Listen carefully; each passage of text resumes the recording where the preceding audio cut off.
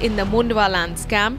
He allegedly paid rupees 85.5 lakhs in cash to clear his family's credit society dues. Questions now looming on where the hefty amount was procured from.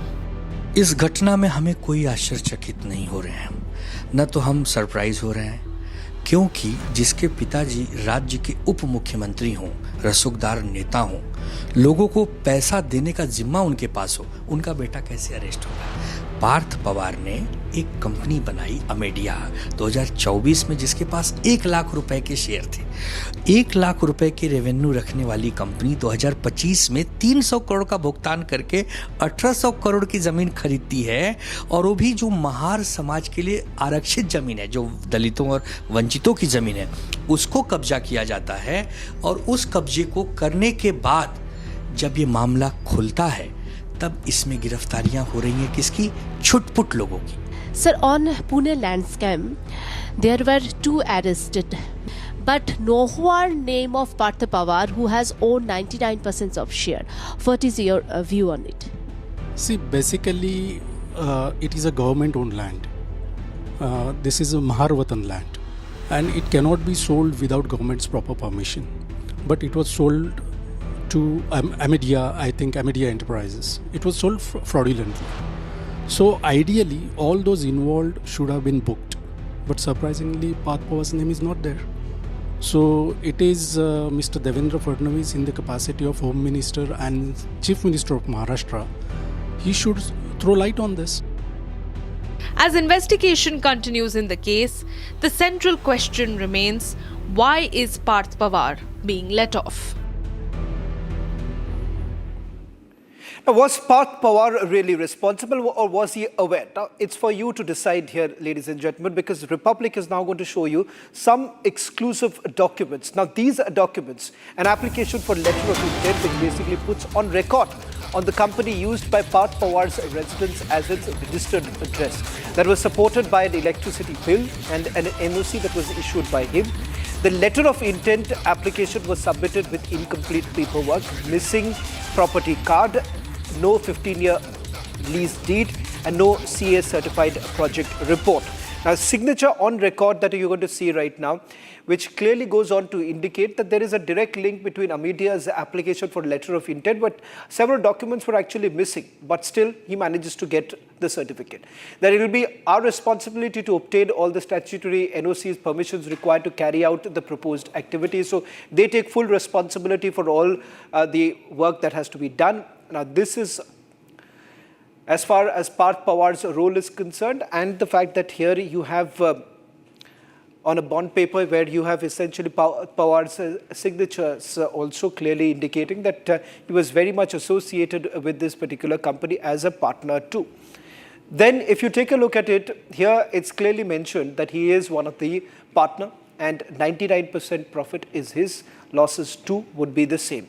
Now, it's a clear cut case where you have Amedia's application for the letter of intent clearly indicating who exactly is the partner and what would be the role in terms of the profit and as well as losses. Here, as you can see, clearly it's Parth Pawar who owns it, and the fact that the profit as well as losses to be shared by him itself. Now, I'm going to go across to my colleague Meenakshi, who's getting us the latest details. Meenakshi, from the documents that have been accessed, it's quite clear that there is a connection between Amedia's and Parth Pawar. Having said that, the government, or for that matter, Maharashtra Deputy Chief Minister Ajit Pawar has been maintaining that the agreement did not happen. So where is the question of scam?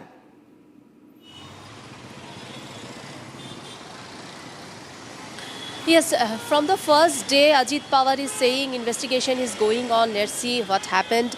And he knows everything about his son Parth Pawar's company. As we have accessed, Republic has accessed the exclusive documents for showing that 99% of share Parth Pawar has owned, and other 1% of share Digvijay Patil has owned. Now, another thing is that we know that Partha Pawar's house is used, home is used as Amedia Enterprise registered address, where Ajit Pawar stay when he goes to that Pune. He stays in that particularly bungalow, which is situated in Shivaji number, bungalow number 21. He stays in that bungalow, and that bungalow's address mentioned in the paper in agreement where Partha Pawar's signature is there. So how Ajit Pawar is denying all things when Partha Pawar is clearly involved in this case? Now police is saying they arrested Sheetal Tejwani and that Ravinder Taru because their involvement is clear. Their direct involvement is clear. Now the question is that Amedia Enterprise purchased that project, that land, where Partha Pawar's name not mentioned. Partha Pawar is the 99%. Partha Pawar has owned 99% of share of this company. And the other thing, we have accessed that documents. Then you have rightly mentioned that there. I am mentioning the date also. 22nd April 2025, LLP passed a resolution to apply for IT park registration and authorized Digvijay Patil to handle formalities of this land, where supplemental agreement adds IT service and also list as real estate development activities as the main business of this company. So here also fabricated documents and fabricated things are there, and LOI application submitted with incomplete documents, as you have mentioned also, that no property card there, only 5 years time. So there are lots of irregularities. There have been lots of irregularities, and now Ajit Pawar is saying he doesn't know anything. Is this possible? Okay. Shravan. Thank you very much, Meenakshi, for getting us the latest details. I want to just play out the response that has come in from those who have been part of what is now being called the whistleblower gang right now. Anjali Damania, who maintains that the police was basically under pressure and also carried out a surveillance. Listen to what Anjali Damania had to tell my colleague Meenakshi. So the point is, this is 1800 crore worth of people's land. In the sense, it was in the name of the government. The land was in the name of the government, but it is owned by we people. 1800 crore worth of land, transaction value is 300 crore. This was a complete fraud done by Parth Pawar, who is the son of a deputy chief minister, Mr. Ajit Pawar. But his name does not figure anywhere in the FIR.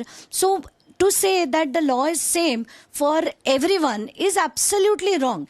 It is not same for Parth Pawar. It is different for him and different for people like us. If you and I would have done this kind of a scam, the very next minute we would be, forget 1800 crores. Even if it was 18 crore, you and I would have been behind bars. But till date, his name also does not figure in the FIR.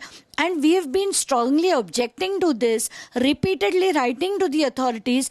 I have written 2 letters, deposed once before Kharge committee, but till date there has been just no action. And who is Taru and who is Sheetal Tejwani? They are just nobody. The person who needs to be mentioned in the FIR is Mr. Parth Ajit Pawar. His name does not figure there. And what is most important is the name of Amedia Enterprises as well as Parth Pawar should be figuring there soon enough. What do you think is a clear indication that Pune police have facing pressure, political pressure is there? Without doubts. See, Mr. Ajit Pawar met the Chief Minister twice, then he travelled once to Delhi to meet Mr. Amit Shah.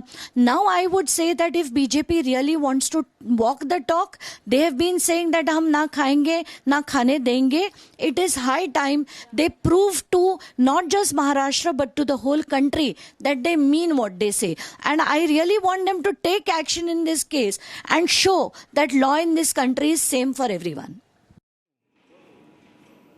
Well, that's all that we could pack in this edition of This Is Exclusive. Coming up, trending with my colleague Ayuna.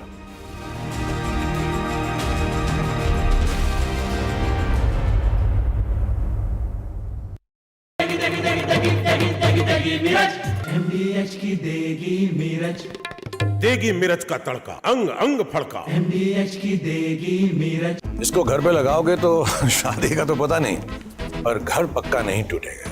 Rungta नहीं तो घर strong नहीं। Rungta steel TMT बार एकदम solid. पहाड़ों में hiking ship भी बन सकती है। आर प्योर सूजी पास्ता, उबालो मिलाओ और खाओ, 8 मिनट में तैयार। क्या टेस्ट है, सबका राजा आर प्योर मसाला। केसरिया से मन जोगी हुआ रे, दिल झूमे देखो मतवारा हुआ रे। केसरिया से मन जोगी हुआ। हर पल मनाओ केसरी त्योहार। विमल, बोलो जुबान केसरी। ये है सीक्रेट रेसिपी MDH का जीरा सिप जल जीरा मसाला। सिप सिप जीरा सिप जीरा सिप MDH का जल जीरा सिप जीरा सिप MDH का जल जीरा सिप।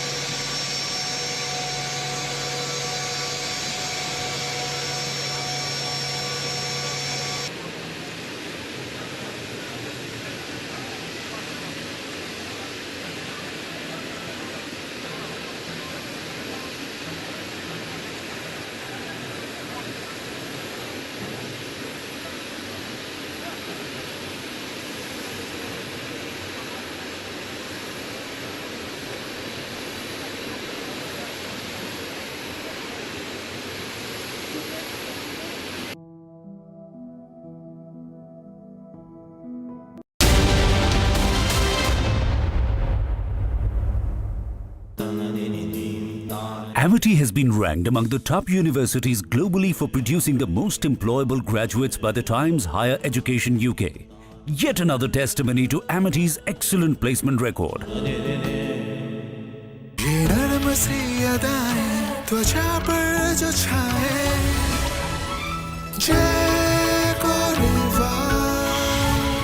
यार सोच रहा हूँ पॉलिसी बाजार से टर्म लाइफ इंश्योरेंस ले लेता हूँ, ताकि मेरे बाद फैमिली को पैसों की कमी ना। तू भी ले ले यार, अभी तो यंग है यार, बाद में देखते हैं। आजा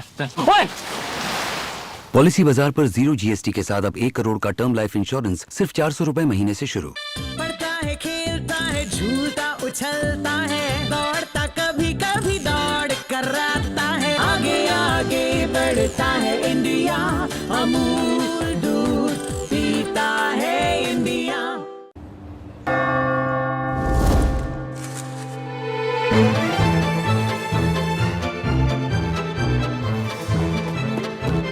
Monday, December, July. Rush now. ये ऑफर और स्टॉक कल हो ना हो।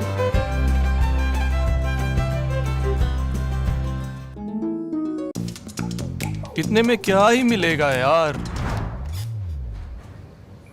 सोना तू ठीक तो है ना? अरे gold ETF. All you need is 200 rupees or less.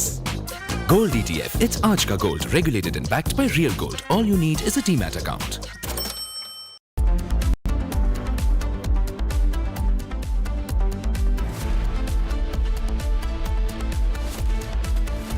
Co-powered by Century Ply Club Prime. रहो बेफिक्र।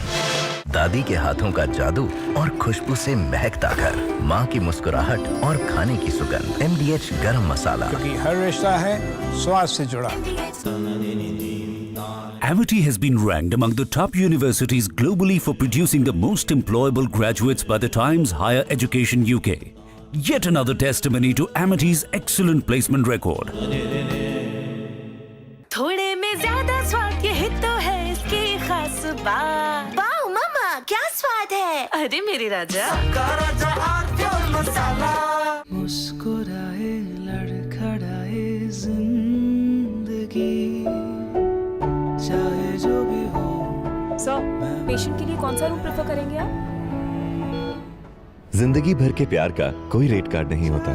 Tata AIG health insurance, with you like family, with you always. MDH की हल्दी मिर्ची धनिया करे कमाल, ये रंग दे, ये खुशबू दे, ये तीखा, ये कम पड़े, क्या निराला MDH मसाला। पैसा लगाना है तो सेंचुरी प्लाई क्लब प्राइम पे लगाओ। डूबेगा नहीं, जलेगा भी नहीं, कोई खा नहीं जाएगा, धोखा नहीं देगा, ऊपर नीचे भी नहीं होगा, सेफ रहेगा, सिक्योर्ड, मिनिमम 30 साल का रिटर्न देगा। अब इससे बेटर इन्वेस्टमेंट है तो बताओ। सेंचुरी प्लाई क्लब प्राइम, रहो बेफिक्र। Our pure shahi paneer masala, delicious, healthy everyday. आधे बाउल दही में 4 चम्मच MDH चटनी पुदीना मसाला डाला, स्टर करो, पुदीना चटनी तैयार। MDH चटनी पुदीना मसाला। MDH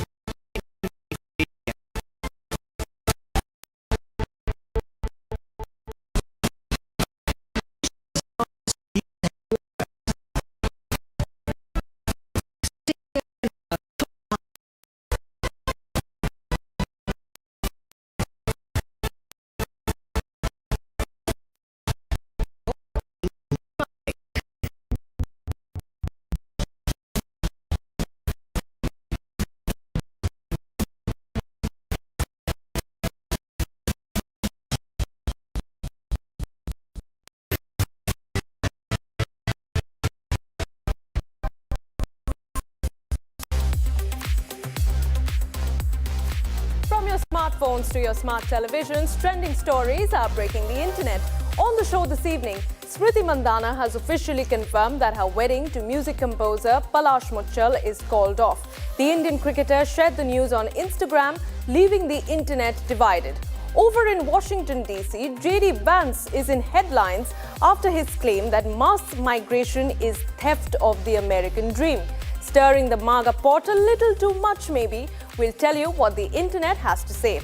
And viewers, the man who claimed to stop many conflicts worldwide, US President Donald Trump refused to answer questions on the Russia-Ukraine war.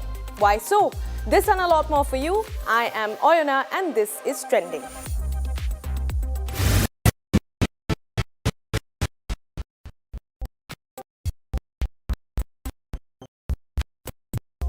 Viewers, after days of speculations and rumours and fan theories, the unfortunate moment arrived yesterday when India women's cricket team star Smriti Mandhana officially called off her wedding with music composer Palash Muchal.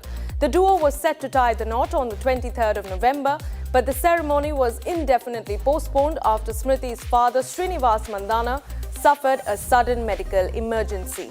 On Sunday, Mandhana took to Instagram to announce that the wedding had been called off and request privacy from fans. If Smriti Mandhana's announcement carried the weight of grief and a request for quiet dignity, Palash Muchal's response came from an entirely different register. While Mandhana focused on privacy and personal upheaval within her family, Palash's statement was sharp, defensive, and unmistakably corrective. After days of intense online scrutiny, much of it fueled by rumors and speculative posts that spiraled into allegations of infidelity, Palash broke his silence on Sunday evening. Posting via Instagram stories, the music composer addressed the situation head-on. He confirmed that the wedding had indeed been called off and in a rather defensive tone made it equally clear that he will not allow the rapidly spreading misinformation to go unchecked. And viewers, following the announcements of wedding cancellation, Smriti Mandhana and Palash Muchal have unfollowed each other on social media platforms, and meanwhile they have also removed photos of wedding celebrations and proposals from their social media handles.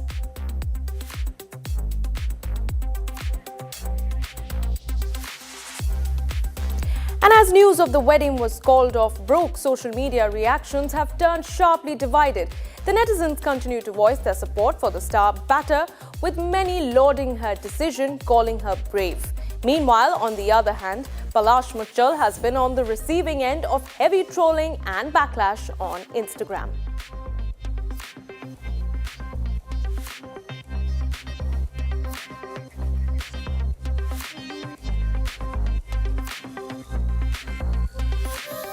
And even after going through one of the most difficult phases of her personal life, Smriti Mandhana has returned to the cricket ground. Putting the nation before everything else, the star batter is back on the training ground. Her brother Shravan Mandhana shared a powerful photo on Instagram showing Smriti in full cricket gear taking throwdowns during practice. The picture, posted with heart emojis, has quickly gone viral, with fans calling it a true symbol of strength, dedication and national duty.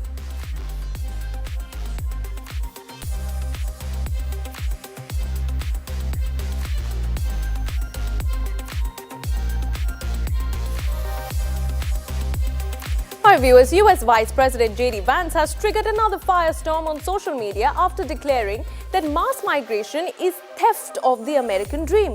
He argued that immigrants were taking opportunities from Americans, adding that studies challenging his view were funds by people getting rich of the old system. Mass migration is the theft of the American dream, as he wrote on social media platform X. He has further said, and I quote, that it has always been this way, and every position, paper, think tank piece and econometric study suggestion otherwise is paid for by the people getting rich of the old system.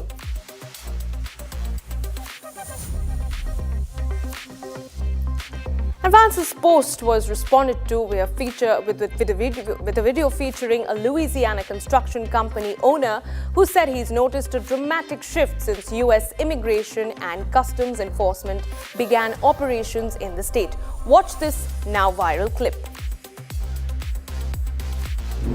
No immigrants want to go to work. None of them want to even ride in a truck like mine with a ladder rack on it.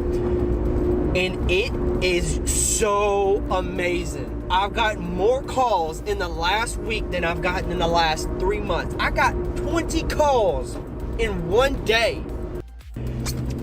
No immigrants want to go to work. None of them want to even ride in a truck like mine with a ladder rack on it. And it is so amazing. I've gotten more calls in the last week than I've gotten in the last 3 months. I got 20 calls in one day. And viewers, Vance's remarks sparked immediate backlash online, with many users pointing to his own family background. Critics noted that Vance is married to Usha Vance, the American-born daughter of Indian immigrants, and that the couple's 3 children, Ivan, Vivek and Mirabel, are also part of that immigrant lineage.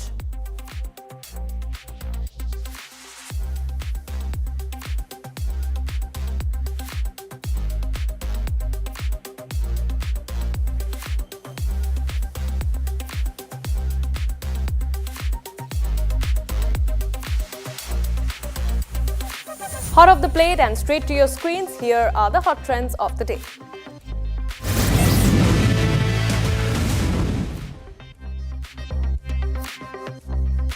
Actor Kiara Advani made her first public appearance in Mumbai after welcoming daughter Saraya. The actor was seen leaving a salon, keeping the outing low-key but prompting a wave of congratulatory chatter online. Kiara and Siddharth Malhotra announced the birth of their daughter earlier this month.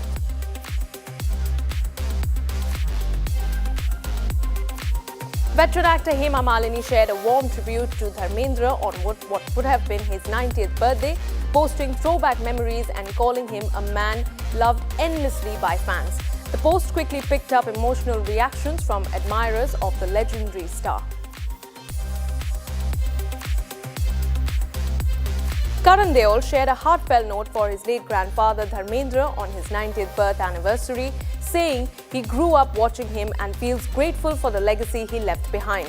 The post drew messages from fans celebrating the veteran actor's impact on Indian cinema. Filmmaker Vikram Bhatt and his wife were arrested for allegedly treating a Rajasthan-based doctor of Rs 30 crores. Police say the couple promised high returns on investments linked to film projects. They're now being questioned as part of a larger financial probe.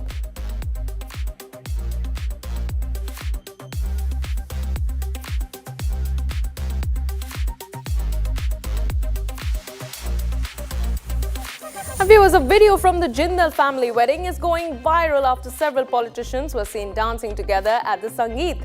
Among them was Supriya Sule, Mahua Moitra dancing along with Kangana Ranaut. The clip shows leaders putting protocol aside for a light moment, generating a mix of amusement and surprise online. An Indian founder living in Germany for 9 years says he refuses to switch citizenship because he doesn't feel German. Mayuk Panja, who first moved to Germany as a doctoral researcher and later became the founder of the AI firm Populations, said he is eligible to apply for a German passport but chooses not to. His reasons, he explained, comes down to identity, belonging and the values he connects with. A robot dog strolling down a Bengaluru street has grabbed massive attention, with locals stopping to film the unexpected sight. The clip triggered comments about India's growing appetite for robotics and the pace of urban tech adoption.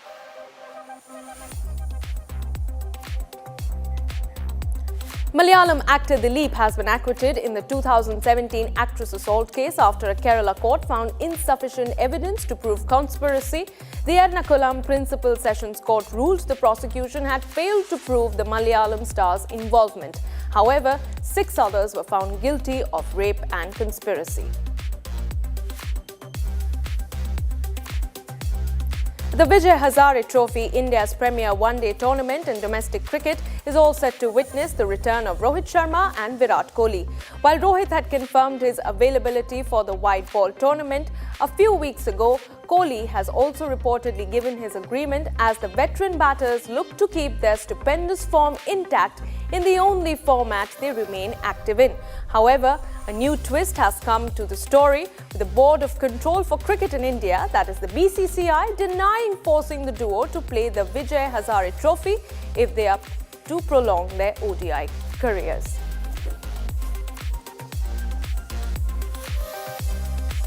Virat Kohli poked fun at Kuldeep Yadav after the spinner struggled for words while receiving the Impact Player Award. Kohli joked, "Ro de," prompting laughter from teammates in a candid post-match moment.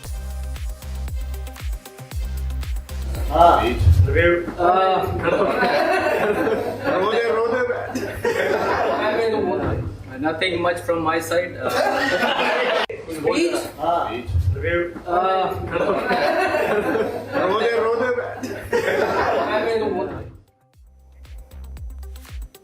Karnataka Deputy Chief Minister D.K. Shivakumar has confirmed that IPL matches will not be moved from Bengaluru's Chinnaswamy Stadium. In response to questions about relocating important matches, including the IPL following the tragedy during the RCB celebrations earlier this year, he said that this is a matter of respect for the state of Karnataka and Bengaluru. We will take steps to ensure that the next IPL matches are held here.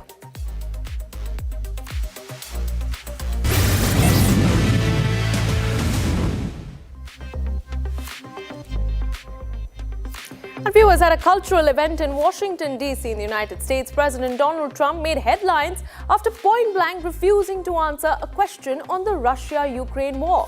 Walking the red carpet at the Kennedy Center's annual ceremony, Trump was asked whether he was willing to take a foreign policy question on the ongoing conflict.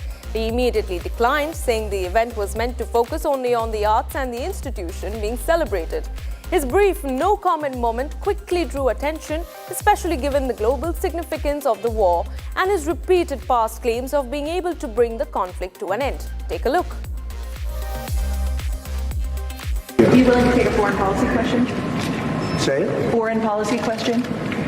Well, I think maybe not tonight. Russia, Ukraine? Yeah, this is about the Kennedy Center. Are you willing to take a foreign policy question? Say it? Foreign policy question? Well, I think maybe not tonight. Russia, Ukraine? Yeah, this is about the Kennedy Center. And despite initially refusing to comment on the Russia-Ukraine situation, Trump soon shifted back to the very topic he had declined to discuss. After answering a lighter question about his so-called naughty list, he once again brought geopolitics into the spotlight.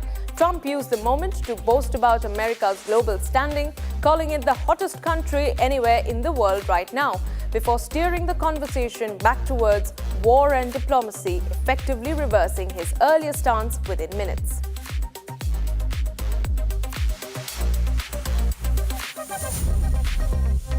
Trump also went on to revive his long-standing claim that he had ended multiple wars during his leadership and is now attempting to end another. He stated that he had already ended 8 wars and that efforts are underway to resolve a 9th one. These remarks echoed the same claims he has repeatedly used while pushing his bid for the Nobel Peace Prize. And as you know, I ended 8 wars. We're trying to end a 9th, and we thought this would be maybe one of the easier ones. And as you know, I ended 8 wars. We're trying to end a 9th, and we thought this would be maybe one of the easier ones. And as you know, I ended 8 wars. We're trying to end a 9th, and we thought this would be maybe one of the easier ones. Elaborating further, Trump spoke about the ongoing discussions with both Russian and Ukrainian leadership. He said that his team has been in talks with both Russia and Ukraine. He claimed that Russia is fine with the peace proposal, but added that President Zelensky of Ukraine had not yet read it, even though his team reportedly supports it. He also admitted uncertainty over Russia's intentions, saying he does not know what exactly is emerging from the Kremlin-level discussions, despite a 5-hour meeting held last week. President Zelensky. And I have to say that I'm a little bit disappointed that President Zelensky hasn't yet read the proposal. That was as of a few hours ago. His people love it, but he hasn't. Russia's fine with it. Russia, I guess, would rather have the whole country when you think of it. But Russia is, I believe, fine with it, but I'm not sure that Zelensky is fine with it. His people love it, but he hasn't read it. Reacting to these very developments, Ukrainian President Volodymyr Zelensky took to social media, stressing that there is still a long way to go before real peace can be achieved. In his post, Zelensky said that further joint efforts are needed to ensure that Russia genuinely commits to ending the war.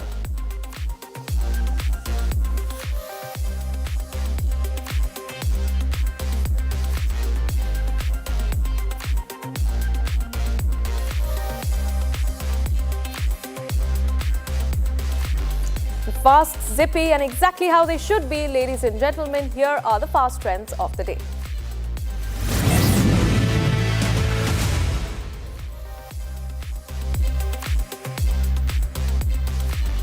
Singer Kanika Kapoor performed at the Megong Festival in Meghalaya on Sunday night and faced something unsettling.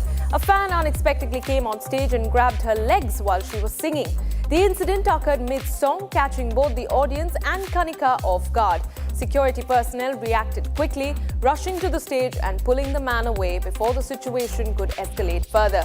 Despite the chaos, Kanika maintained her composure and didn't let the incident affect her performance. Videos of the moment are now circulating online, with many praising her for handling the situation with grace. JioStar is reportedly seeking an exit from its ICC media rights agreement after sustaining heavy losses. Talks are underway on possible renegotiation or withdrawal, raising questions over future broadcast plans.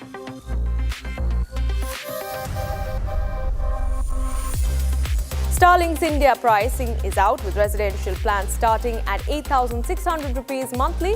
The satellite-based service positions itself as a high-speed alternative for areas with weak connectivity, though the pricing is notably higher than mainstream broadband offerings. Starlink reveals India residential pricing at rupees 8,600 monthly.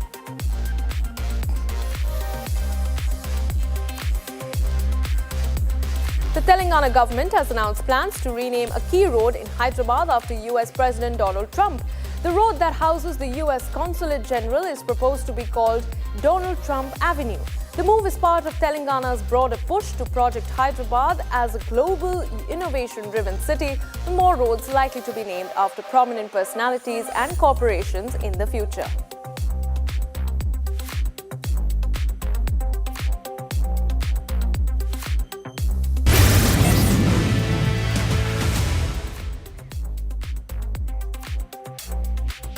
Viewers, 150 years ago, Bankim Chandra Chattopadhyay penned a poem titled Vande Mataram. Years later, in 1937, the Congress adopted a modified version of Vande Mataram as the country's national song. And in 1951, it was adopted by the Constituent Assembly at the instance of Rajendra Prasad as the national song. Now, after so many years having been passed, the Parliament held a special session on the song with Prime Minister Narendra Modi leading the charge. But why has this song that was penned years ago become the topic of discussion in Parliament? Take a look. Vande Mataram, Vande Mataram,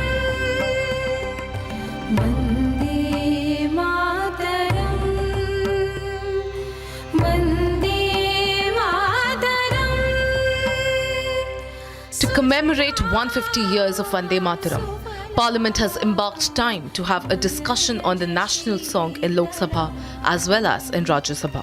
Sasya Shamala Mataram, Vande Mataram, Vande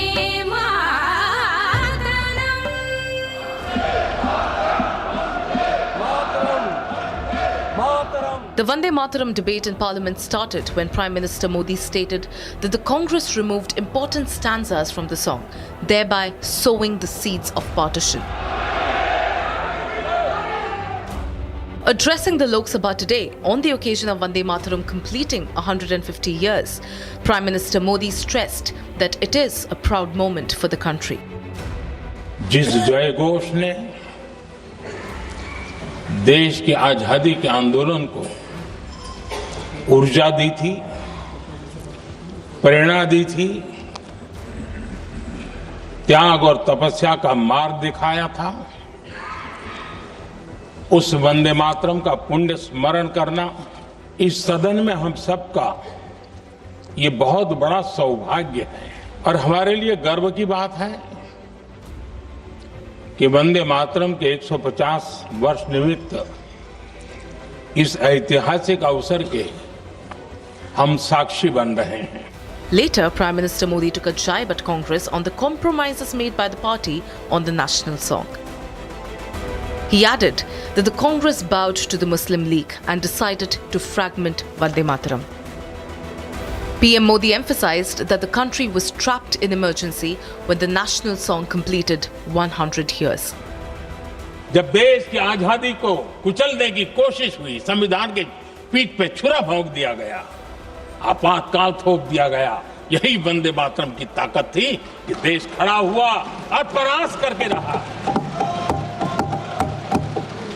Continuing to praise the national song, the Prime Minister also said that Vande Mataram stood like a rock when British divided Bengal in 1905. 1905 में अंग्रेजों ने बंगाल का विभाजन किया, लेकिन जब अंग्रेजों ने 1905 में ये पाप किया तो वंदे मातरम चट्टान की तरह खड़ा रहा. बंगाल की एकता के लिए वंदे मातरम गली गली का नाद बन गया था. Reacting on the Vande Mataram debate, Congress MP Gaurav Gogoi said that the song was meant to instill fear in the British. आप बार बार वंदे मातरम की आप बात कर रहे थे आदरणीय प्रधानमंत्री जी. वंदे मातरम किस संदर्भ में लिखा गया? ब्रिटिश के विद्रोह में वंदे मातरम का नारा कब लगाते थे? जब हम ब्रिटिश के अंदर हम खौफ पैदा करना चाहते थे. वंदे मातरम का नारा कब लगाते थे? जब हम ब्रिटिश को बताना चाहते थे कि हम डरेंगे नहीं, हम झुकेंगे नहीं. तो ये था मूल भाव वंदे मातरम का, ब्रिटिश के विद्रोह करने का. मैं पूछना चाहता हूं कि आपके राजनीतिक पूर्वजों ने वंदे मातरम की इस मंशा को आपने कब पूरा किया? कब आपने ब्रिटिश का विद्रोह किया? He added that the BJP failed to grasp the legacy of Bankim Chatterjee and what he stood for. 24 जनवरी को जब संविधान की जो बैठक हुई थी, उसके अंतिम दिन पे हमने कहा कि हम मुस्लिम लीग की बात नहीं सुनेंगे, हम वंदे मातरम को नेशनल सॉन्ग का हम ये तवज्जो हम देना चाहेंगे. और यही हमारे बंगाल के प्रति हमारा आभार था कि उसी कॉन्स्टिट्यूएंट असेंबली में कहा, यह सिद्धांत लिया गया कि जन गण मन हमारा नेशनल एंथम होगा और वंदे मातरम हमारा नेशनल सॉन्ग होगा। वास्तविक में अगर मैं बोलूं कि आपके पार्टी ने कभी बंगाल को समझने की कोशिश ही नहीं की। सत्ता के लालच में आपने कभी बंगाल को समझा ही नहीं। Speaking on the debate, Samajwadi Party Chief Akhilesh Yadav said that it's not just about singing the song, but understanding the spirit behind it. जिन्होंने आजादी के आंदोलन में भाग ही नहीं लिया है, वो वंदे मातरम का महत्व क्या जानेंगे। सच तो ये है कि सरफरोश लोग वंदे मातरम दिल से बोलते थे। उन आजादी के दीवानों के खिलाफ कुछ लोग अंग्रेजों के लिए जासूसी और मुखबिरी का भी काम करते थे। जब वंदे मातरम 100 साल का हुआ, तब भारत के संविधान का गला घोंट दिया गया। देशभक्ति के लिए जीने मरने वाले लोगों को जेल के सलाखों के पीछे बंद कर दिया गया। Vande Mataram at 1:50. Did Congress compromise? The national debate on Vande Mataram, debating tonight at 9 p.m. Co-powered by Century Ply Club Prime. Raho befikar. थोड़े में ज्यादा स्वाद ये ही तो है इसकी खास बात। वाओ मामा, क्या स्वाद है? अरे मेरे राजा। Amity has been ranked among the top universities globally for producing the most employable graduates by the Times Higher Education UK. Yet another testimony to Amity's excellent placement record.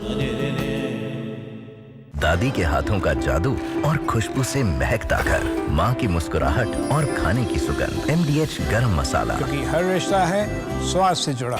पैसा लगाना है तो सेंचुरी प्लाई क्लब प्राइम पे लगाओ। डूबेगा नहीं, जलेगा भी नहीं, कोई खा नहीं जाएगा, धोखा नहीं देगा, ऊपर नीचे भी नहीं होगा, सेफ रहेगा, सिक्योर्ड भी, मिनिमम 30 साल का रिटर्न देगा। अब इससे बेटर इन्वेस्टमेंट है तो बताओ। सेंचुरी प्लाई क्लब प्राइम, रहो बेफिक्र। Our pure shahi paneer masala, delicious, healthy everyday. मुस्कुराए लड़खड़ाए जिंदगी, चाहे जो भी हो। सर, पेशेंट के लिए कौन सा रूम प्रेफर करेंगे आप?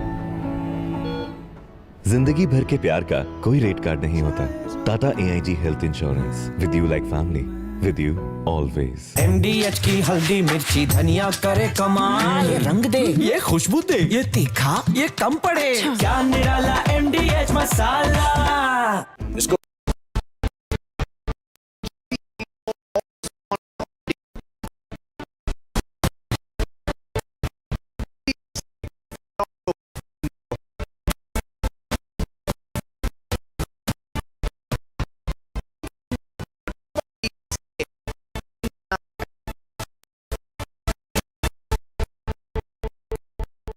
Co-powered by Century Ply Club Prime. Raho befikar.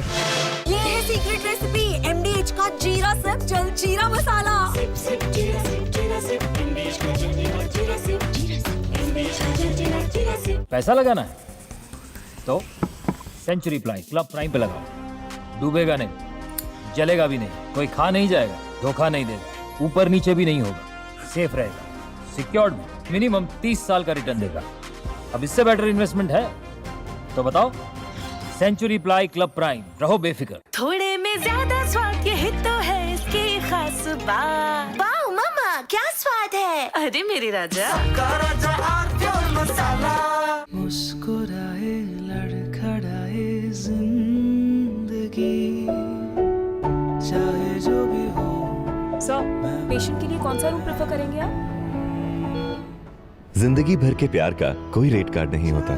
Tata AIG health insurance, with you like family, with you always. दादी के हाथों का जादू और खुशबू से महकता घर, माँ की मुस्कुराहट और खाने की सुगंध। MDH गरम मसाला, क्योंकि हर रिश्ता है स्वाद से जुड़ा।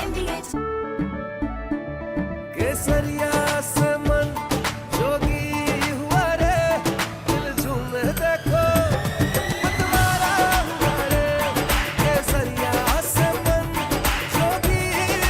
सफल बनाओ केसरी त्योहार। विमल, बोलो जुबान केसरी। आर प्योर सूजी पास्ता उबालो मिलाओ और खाओ 8 मिनट में तैयार। क्या टेस्ट है सबका राजा are pure masala.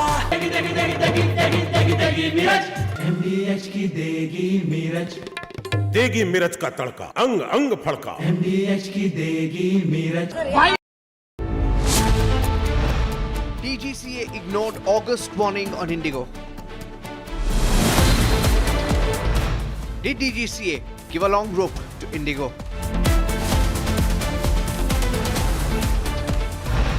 Blame IndiGo, but what about DGCA? Debating tonight at 8 p.m.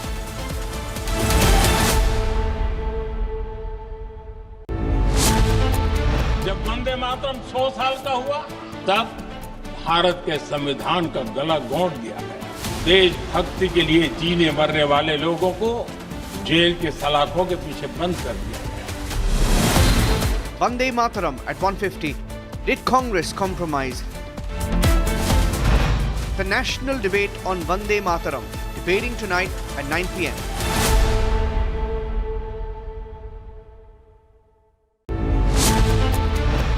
DGCA ignored August warning on IndiGo.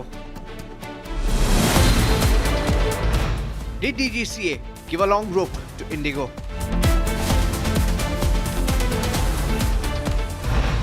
Blame IndiGo, but what about DGCA? Debating tonight at 8 p.m.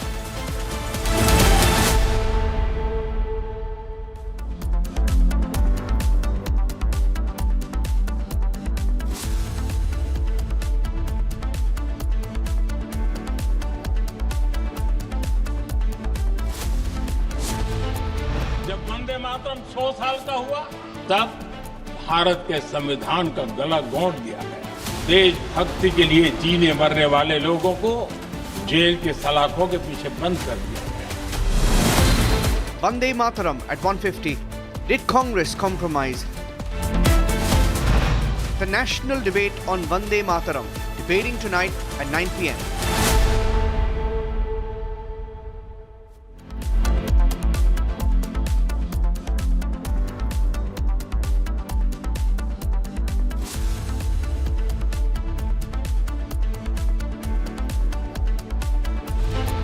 जब वंदे मातरम 100 साल का हुआ तब भारत के संविधान का गला घोंट दिया गया। देशभक्ति के लिए जीने मरने वाले लोगों को जेल के सलाखों के पीछे बंद कर दिया गया। Vande Mataram at 1:50. Did Congress compromise? The national debate on Vande Mataram debating tonight at 9 p.m.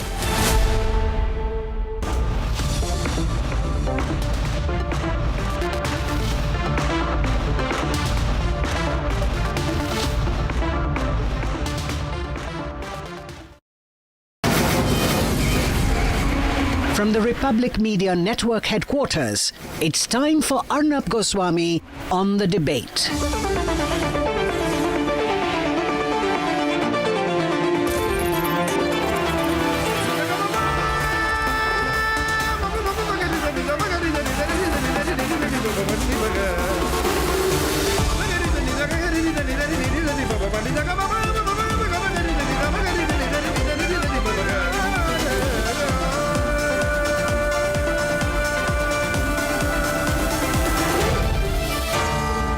Arnab Goswami on the debate. At 8 p.m. tonight, I get you another stunning revelation in the aviation crisis. How the central government, the DGCA and the Ministry of Civil Aviation ignored internal warnings issued in August on IndiGo. At 9 o'clock tonight, the Prime Minister takes direct aim at the opposition over their stand on Vande Mataram as the national song marks 150 years.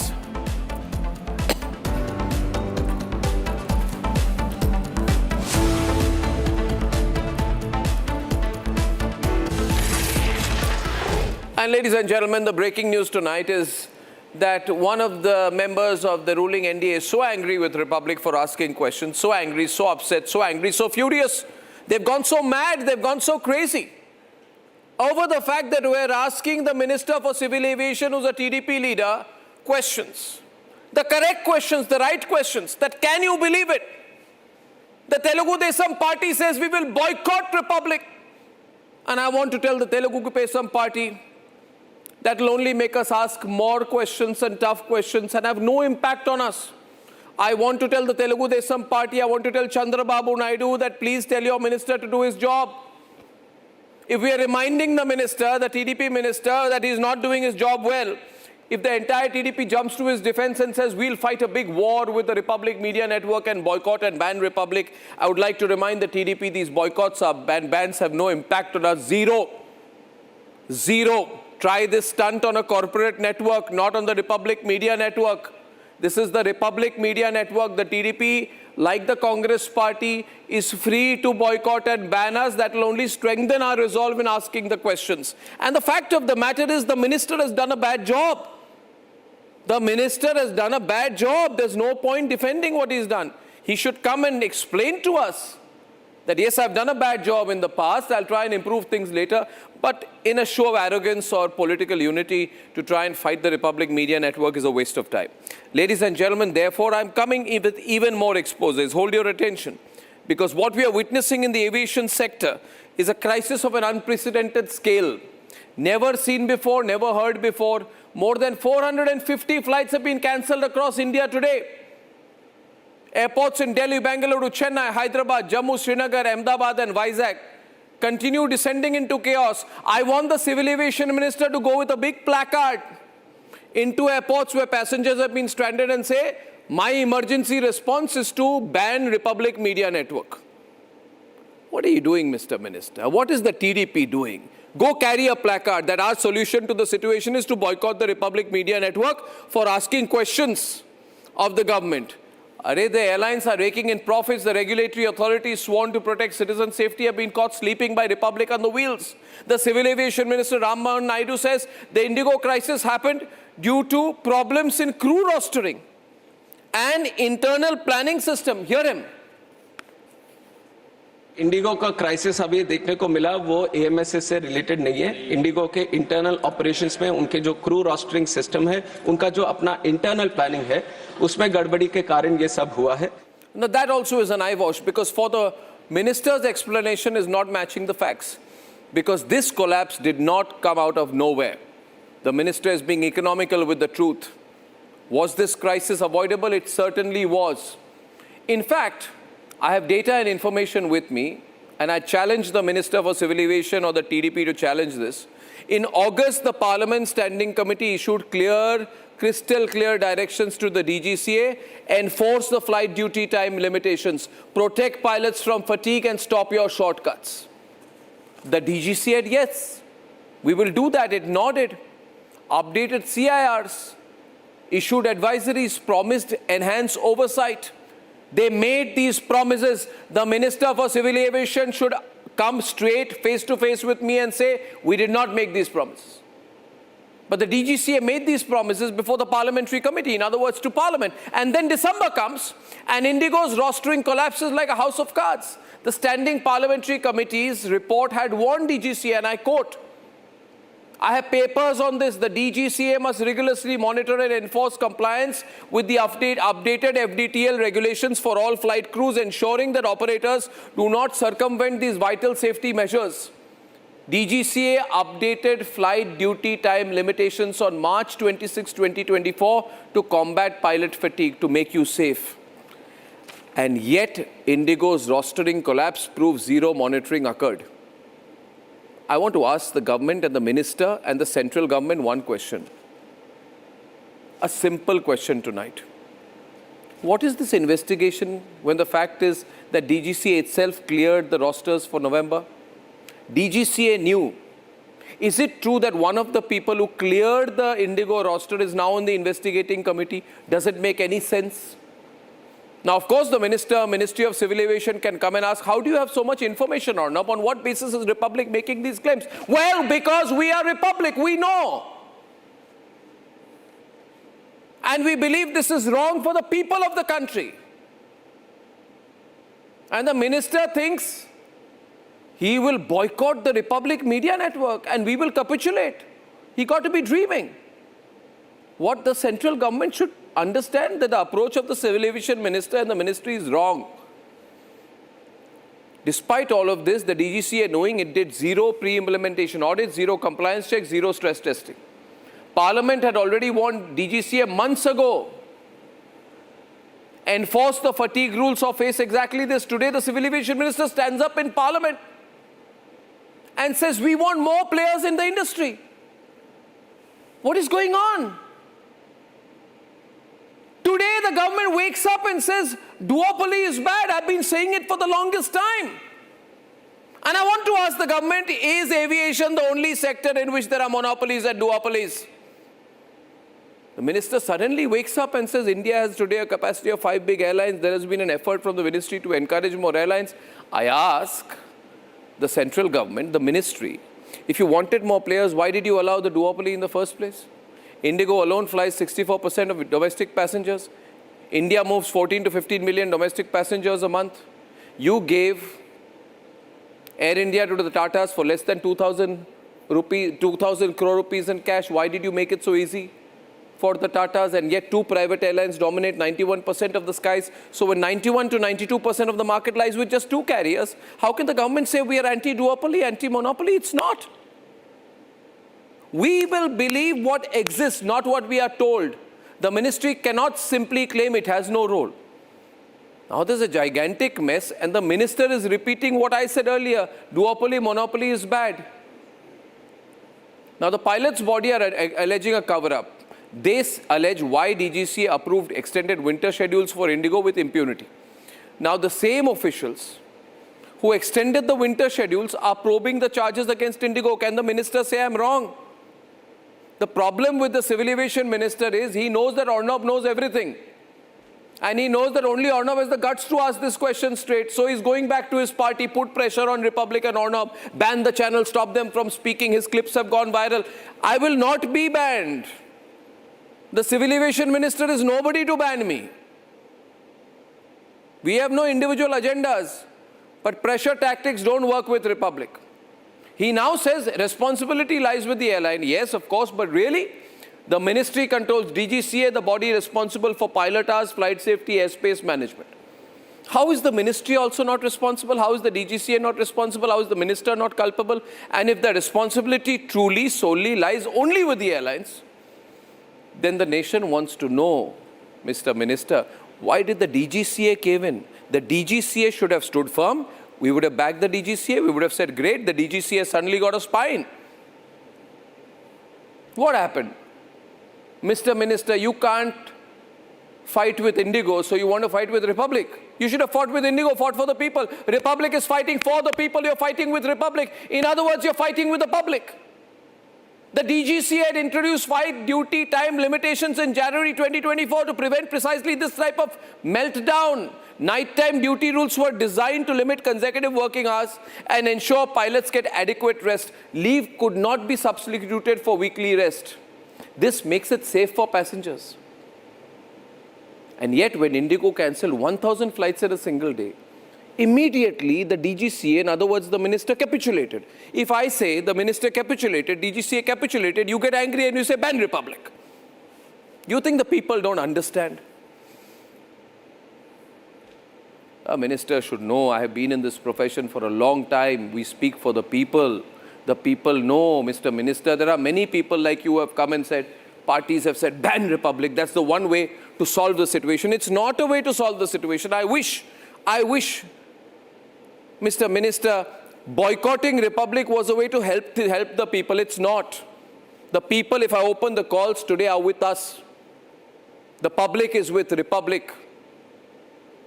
The fact is, the DGCA capitulated. The DGCA granted a one-time exemption from night-time flight duty limits. Why? Pilots who were supposed to be resting or on deputation to DGCA were sent back to flying duties. Why?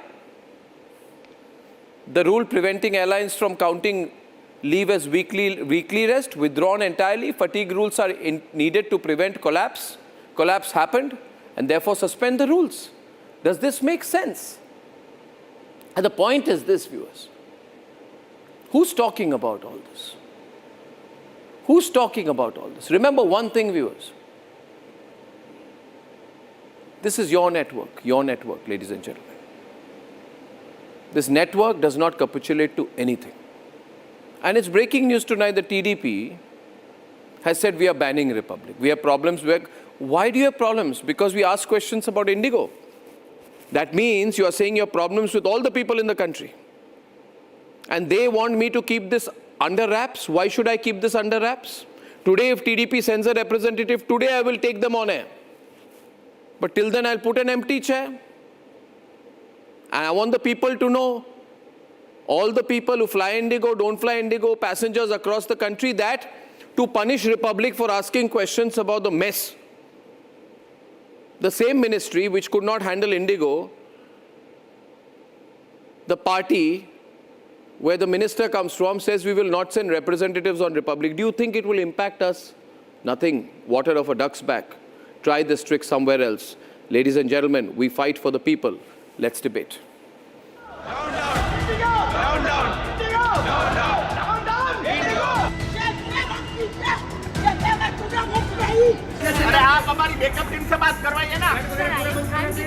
It's the 8th of December, and the IndiGo aviation disaster refuses to subside.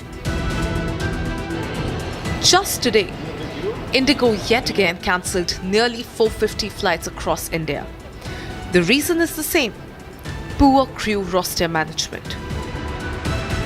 Sir, जो Indigo का crisis अभी देखने को मिला वो AMSS से related नहीं है. इंडिगो के इंटरनल ऑपरेशंस में उनके जो क्रू रोस्टरिंग सिस्टम है, उनका जो अपना इंटरनल प्लानिंग है, उसमें गड़बड़ी के कारण ये सब हुआ है. When confronted in Rajya Sabha, the Civil Aviation Minister threw the airline under the bus, but surprisingly remained silent on the DGCA's role. Was the regulator caught napping on the wheel?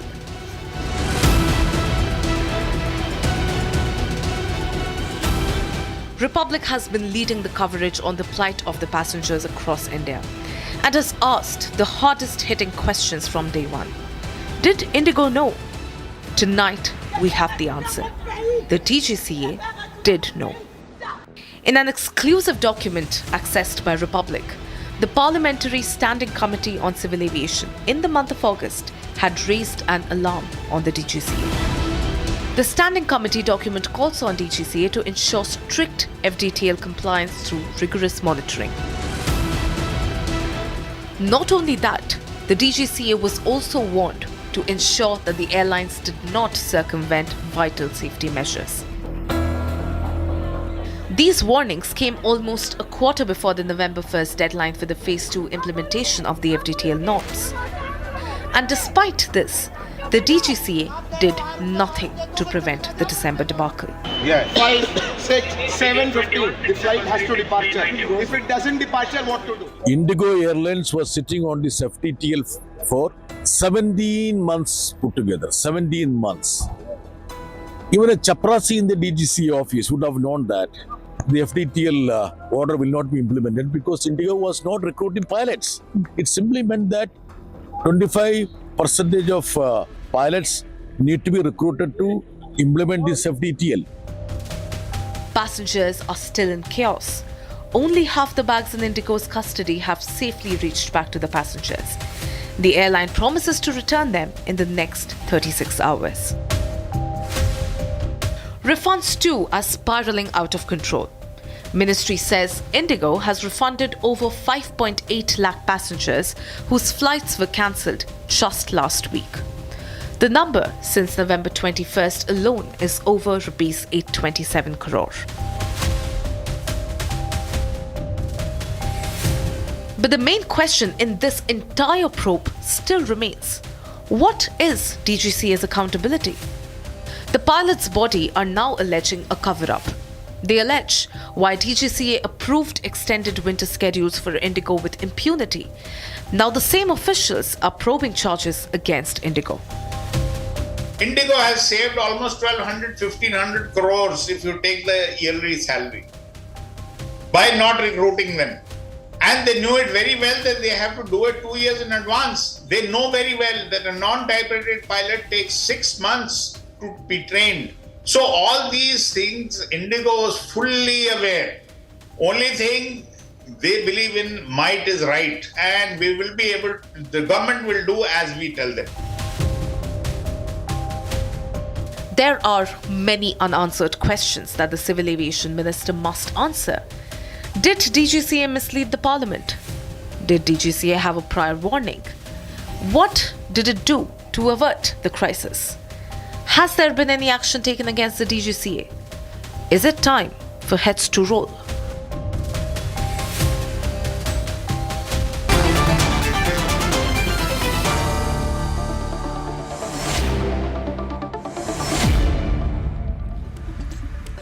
Ladies and gentlemen, the empty chair on my program represents the TDP, which has announced officially that it is banning the Republic Media Network because the Republic Media Network is asking wrong questions and blaming the Civil Aviation Minister. Who else should I blame, Sohail? Should I blame Arvind Kejriwal? Huh? Who should I blame? They are saying we are so angry we have boycotted you. Viewers, I want you to know I have been boycotted today by the Congress, the TDP. I have been boycotted in the past, I can tell you, by the BJP. I have been boycotted, and occasionally, intermittently, whenever they feel like, the Aam Aadmi Party also boycotts me. I have been boycotted intermittently, frequently, subsequently by the CPIM. So I must be doing something right, and yet we are the most watched network of the country. Sohail, please, can we have your empathy and sympathy on this matter of this tremendous issue of the boycott of the TDP? They boycotted us. They've issued statements. They are going after us right now. Let me tell you, you're like Groucho Marx. You wouldn't want to be a member of any club that would have you. So you thrive on boycotts, and boycotts mean you must be doing something right. I will only make one caveat without you jumping onto me. A, unlike the previous civil aviation ministers who were always in bed, in a manner of speaking, with private airlines, and you know who all I'm referring to, Mohan Naidu is different. Okay? He's not from that generation or that ilk who was supporting, private operators, lobbying machines, all that nonsense was going on. I think, Arnab, you've raised the most critical issue today. Where is the consumer?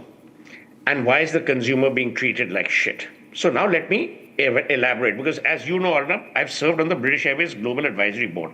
So I know a thing or two, not as brilliantly as you and the other experts. 4 things have happened. Number 1, DGCA has totally slept at the wheel, and the CEO of DGCA, or the chief executive, whoever the hell he is, must be sacked. Because it is the business of the DGCA to help 2 things. Number 1, flight safety and flight operations in India, and protect the rights of the passenger. In both those areas, they failed. IndiGo has issued 4 apologies. Has the DGCA chief come out and said a thing? No. The bureaucrats are brilliant at creating a ring fence around themselves when it comes to being harmed. So they will never apologize. Has the DGCA said, oh, this is what's happened, this is the white paper? No. They've left it to the minister to answer in Parliament and you to debate on television. So here's the thing. Air India, loss-making. Air India Express, loss-making. Akasa, loss-making. SpiceJet, loss-making. IndiGo, profit-making. Those 4 airlines could implement the FTL rules. Why couldn't IndiGo?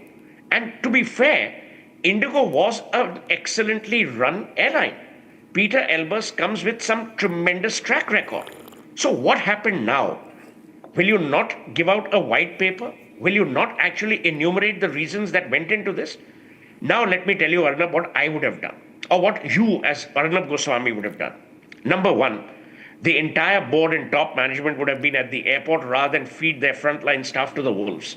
Number 2, passengers who have Belgian via to be put on the no-fly list. It is not the fault of the ground staff. Number 3, where is the board? The board, it's a publicly listed company. Where is the board of directors? They've got very eminent people, excellent track records, good integrity. The board must have been left out. The board must have said no. Compare it, Arnab. You and I did a program on June the 12th, 2025, after the Air India crash. Chandrasekharan, chairman of Tata Sons, not the CEO of Air India, chairman of Tata Sons, was in Ahmedabad by 10:20. Did you see anyone here? No. So there is also a tinge of arrogance. Who is to blame? We. When you make brands big, there is also a suffrage that you have to take into account. What is the solution? The solution is The DGCA must be populated louder. with people who have aviation expertise, not animal husbandry. No. Number two, accountability needs to be established right now. Look, I will say one thing about Narendra Modi. He's not an easy person to piss off, in the sense he will be upset and he will take action. But this action must be demonstrable. This action must be severe. Number three, the airline must submit a white paper. You and I are making points A, B, C, D, E. You answer those points. Why are you giving an overarching apology? As if you know an overarching apology will help. Number four, some level of fiscal penalty in order to ward off any such violations of rules. This is what I would begin with. Sohail, I will bring everybody else therein. The problem I have is that the government of India knew everything. I have with me the department-related Parliamentary Standing Committee on Transport, Tourism and Culture, presented to the Rajya Sabha on 20th August 2025, laid on the table of the Lok Sabha on 20th August 2025. This is an astonishing document. This is why these people in the government are angry with me now. Because they know this is the best thing I do. I pull out papers and I embarrass everyone. But can you... I'll tell you. 1 minute, Suhail. This is a very important paper.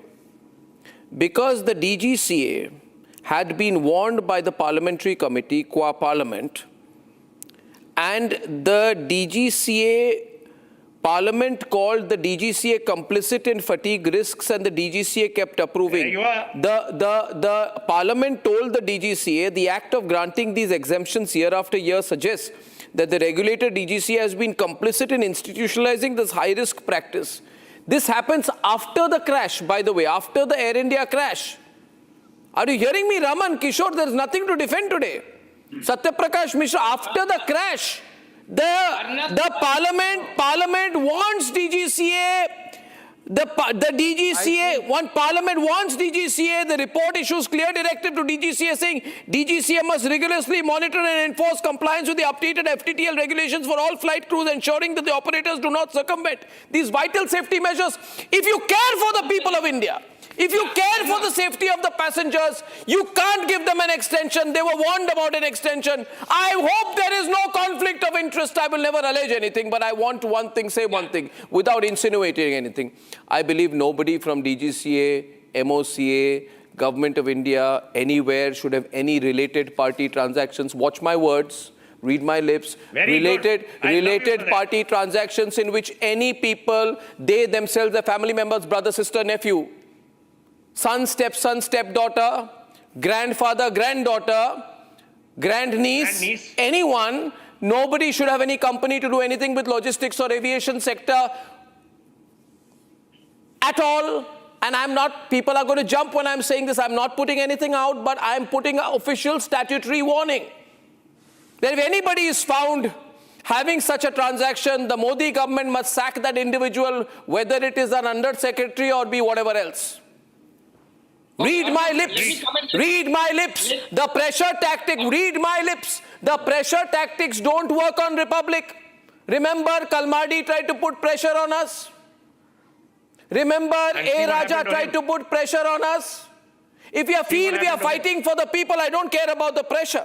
The fact is, DGCA knowingly allowed ATC fatigue to be normalized. DGCA allowed India's airspace to operate on a stretch mode for years. DGCA ignored every structural warning that the Parliament issued. This is very serious. Arnab, let me jump in. Do you know how you'll all wake up tomorrow, God forbid, if there's an incident and say Arnab was right. No. But till then, you'll take Kishore a corporate line. No.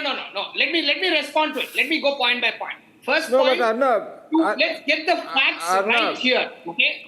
Let's not confuse. If DGCA is talking about pilot fatigue and the safety of the passenger, that's perfectly fine. But to extrapolate it, to say that the roster management of IndiGo's pilots should be done by DGCA or the minister is extrapolation. Allow me to complete. Who clears it? No, one second. Who clears it? No, internal. Who clears it? It's not DGCA. No. Who clears it? No, See, these are internal operations. This is a private organization. This is not a government-run institute, or no. This cannot be managed by government of that's India. where you're going wrong. Okay. So point number 2. What Mr. Sohail said is fair and square, that yes, somebody has to be put to accountability. But today, asking accountability to put first rather than passengers' convenience is actually not the right thing. Who approved? Who approved? 1 minute, Kishore, 1 minute. Who approved additional flights for the winter schedule? Who approved? You are approving additional flights for the winter schedule, knowing that FDTL norms are not being followed. You are approving the flights. Why? One minute. They are approving the flights under the assumption that additional pilots will be provided by IndiGo. And okay, if I tell you this, I can't believe these Kishore, if tomorrow someone asks you, Kishore is normally very bright. No. Tomorrow, if the same people, is always on point. What's happened to Kishore today? What have you had for breakfast? Nothing has happened. I'm only telling you a fair point that you need to penalize the government where it's due, friend, but not as extrapolate Arnab it beyond the Goswami point. said, if you do not have the FTL regulations, there is a passenger safety issue. Yes or no? Answer. Yes. Absolutely yes. I agree with you. So you want passenger safety to be compromised because you're defending the government? Tell me again. Nobler than that. You want, okay. You're So here you 61% today, of flights. Today you are okay with 1,500 On flights which day? cancelled every single day for the next 30 days. Are you okay with Not that? at all. Not at all. Which is why Then I'm what do saying you bring do? DGCA to account. Bring How do you DGCA to account. generate 250 pilots today morning? Tell me that, Mr. Sohail. How do you generate? How do you produce 250 So pilots? here, let's No, 1 minute. Let's go by a thing. Sohail, I want Tomorrow, God forbid, something happens. Who is to blame? DGCA will say Are you okay citizens. Then they'll blame the airline, they'll blame the manufacturer. Running? 1 minute. Are you okay? Are you okay? Yeah, what is Are he you okay saying? with 5 lakh passengers getting stranded in My 145 friend, let me tell you, there is no such thing as 1 minute. Sohail, let me come in. Listen. Okay, I'm okay with the TDP boycott, no problems, my friend. The empty chair is there. It's a nice, wonderful chair. They should take a look at it. It's very good, ergonomically designed, fancy chair in the Republic newsroom. What I'm not okay with is that in November, Raman, don't look so angry. First of all, the people are angry. In November, did 755 flights of IndiGo not get cancelled due to rostering issues? Due to issues with crew? Did the DGCA not know? Then why did they clear the winter schedule? What did they not know in November that there is a problem in this airline? See, Arnab, one factor has to be understood that the officers there have to perform their duty. It is not the duty of the minister to clear the roster. Number one. Number two, the logic that has been given by my dear friend Sohail, I do not accept that to an extent that, I find Sohail to be a person of interest in this matter because of his proximity to Tatas. Oh, God, he's made an allegation there. He's made an allegation there. He's made an allegation and Sohail should reply. 4 windows on the screen. Sohail has to reply. Sohail has to reply. Sohail on the screen. There's the serious charge made. He must reply. Sohail has to reply. You made a charge on Sohail. You said he's close to the Tatas way. You're saying he's speaking for Air India. No, he has to reply. No, 1 minute. Did I mention Air India? No. No. I am not saying anything. I am saying by the logic given by you. Did I mention that there was lobbying by Naresh Goyal? Yes. Are you Naresh Goyal's spokesperson? Are you representing lobbyist? No. Fireworks. Don't give me that bullshit by saying, I'm a person of interest. Fireworks tonight. No. You tried to allude to that. I will now demolish you. And I will smother your logic. Because I have zero respect for people I am not. You must understand what I'm saying. What I'm saying is that yes, there is a matter of greed by IndiGo. Yes, there is there could be Sohail, come on, can't break it. Break it, Shawan. Break it, come and break it. Yes, there can break be it with him. multiple issues. But let's address the issue. Do not made an allegation. Let me respond to that allegation. On the particular thing. You say, oh, I am not. I have just suggested by your logic. By your logic. Sohail, by your logic. Obviously, English is not your forte because you have to understand the points I've made. I've just put forward a possible situation. A possible situation by your logic. Let's imagine. Okay, let me tell you. I'm Arnab Goswami's friend as well. I'm not accusing you of... 1 minute. Sohail is speaking back. Sohail, it's a fight tonight. Sohail. No, I'm not going to jump into your TRP fight. I've known TRP? It's a stupid accusation to make in the context of what I said. A. B. Let me be abundantly clear. has the civil aviation sector before this government as good as you were been infused so when it comes with back a nexus? to you, doesn't mean that the it is answer stupid. is yes. Either you accept that what you said was stupid. Number two, let me also say that all the points I've made today are in favor of only one stakeholder, that is the Indian passenger. The Indian passenger has been left high and dry. To me, the responsibility of hear me out. The passenger's responsibility rests on the shoulders of the DGCA. I don't care about anyone else. The DGCA is responsible for the mess that it has created. IndiGo is taken to task. The government's job is to take DGCA and IndiGo to task and so that's what I said. Which part of my English did you not understand? Find out who was behind it. That's exactly what I said. The problem is nowadays, Raman, you got to understand something. If wrong things are happening in this country, no, I want to tell you what wrong things are happening. People are watching and people are getting very angry. Do you know this? That the owners, the Luthra brothers, the owners of that Goa nightclub, so many people die.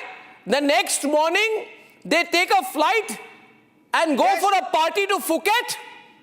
You think we will not ask questions? Where was the government?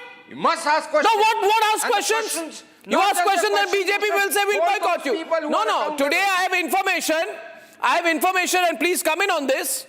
Anmol Pawar, Satyaprakash Mishra, that the Luthra brothers, who are owners of that nightclub, broke the rules. The BJP is in power in Goa. How many people died? 25 to 30 people died, were burnt alive. Next morning, they took a first-class ticket and have gone to Phuket, where they will hire. Where was the government? What were they doing? Where is the moral culpability of the government at the center and the state? Why were they not put on a no-fly list? The state government? Why were they not put on a no-fly list? Satyaprakash Mishra, you may think I'm going from subject to subject. These are people issues. Luthra brothers have fled. IndiGo is doing manmani. The minister is blaming it on IndiGo. The TDP says ban Republic for asking questions. May I respond? No, what's going on here? May I respond, Arnab? Yes, you must. I'm coming to you, Subhranshu. Yeah, things are getting very serious now. In my complete and entire political journey so far, I have never taken a side which is wrong and which is against of people of India. Whosoever responsible for any kind of wrongdoing must be prosecuted and government must take action against them as per the rule of. This is my stand, and I am really firm about my stance. Regarding where the buck stops, at so many desks or single desk, that has to be examined. The parliamentary committee, standing committee on the transport. Sir, Satya, sorry to interrupt you there. The common man is stranded. He doesn't, a sick person cannot meet a person who's sick cannot travel. Families have been troubled, harassed, and people have not got their flights. But you know who got their flight? The super rich Luthra brothers, owners of the nightclub. And I'm told they took an IndiGo flight. I don't know, I'm told I have a number 6E1073 to Phuket. Sohail, they took a 6E1073 to Phuket, I'm told, at 5:30 p.m. So 25 people die and they take a flight to Phuket. I must check whether it's an IndiGo flight. What is going on in this country, Sohail?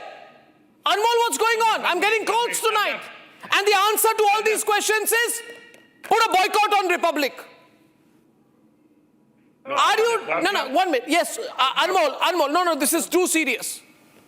No, this is serious. I understand that. Definitely, there are people who are responsible for it and all kind of this pathetic situation. But definitely, in such a situation... you understand the contrast. People can't get their flights, but the Luthra brothers kill people and fly out immediately. They get a ticket, they get a flight, they must have flown stretch. Anmol. Arnabji, there should have been two empty chairs, one for TDP and the other one for BJP.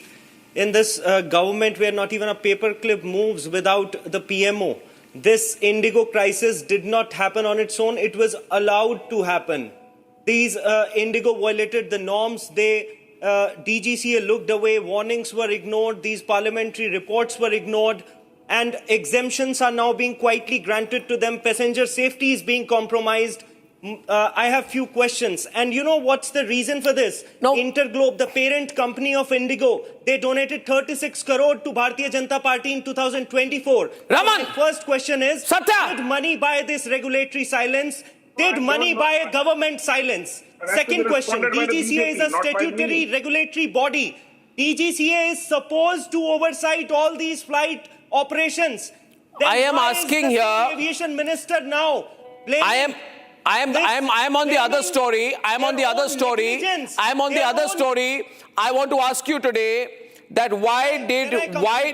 if 25 to 30 people die in this country in a nightclub, and Shravan has details with us, the super rich owners, the government will wake up, right, after they have fled.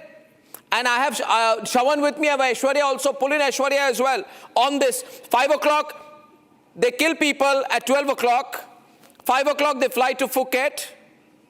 And the lookout circular comes after they have fled. This is like Congress time, man.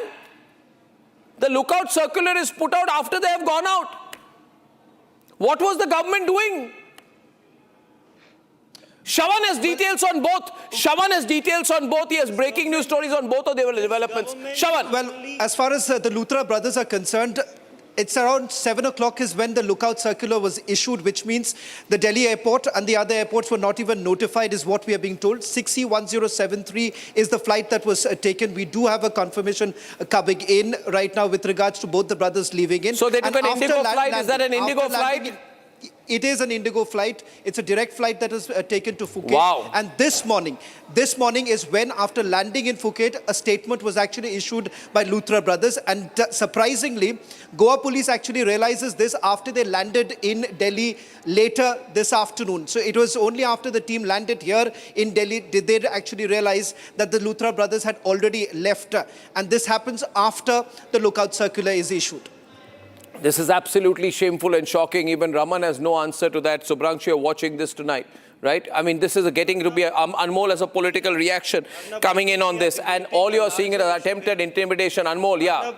Raman has gone quiet, Satya's gone quiet, Kishore's gone quiet because there is only nothing to say to defend on the other side. You are not giving me a chance to respond. I think we are debating a larger issue here.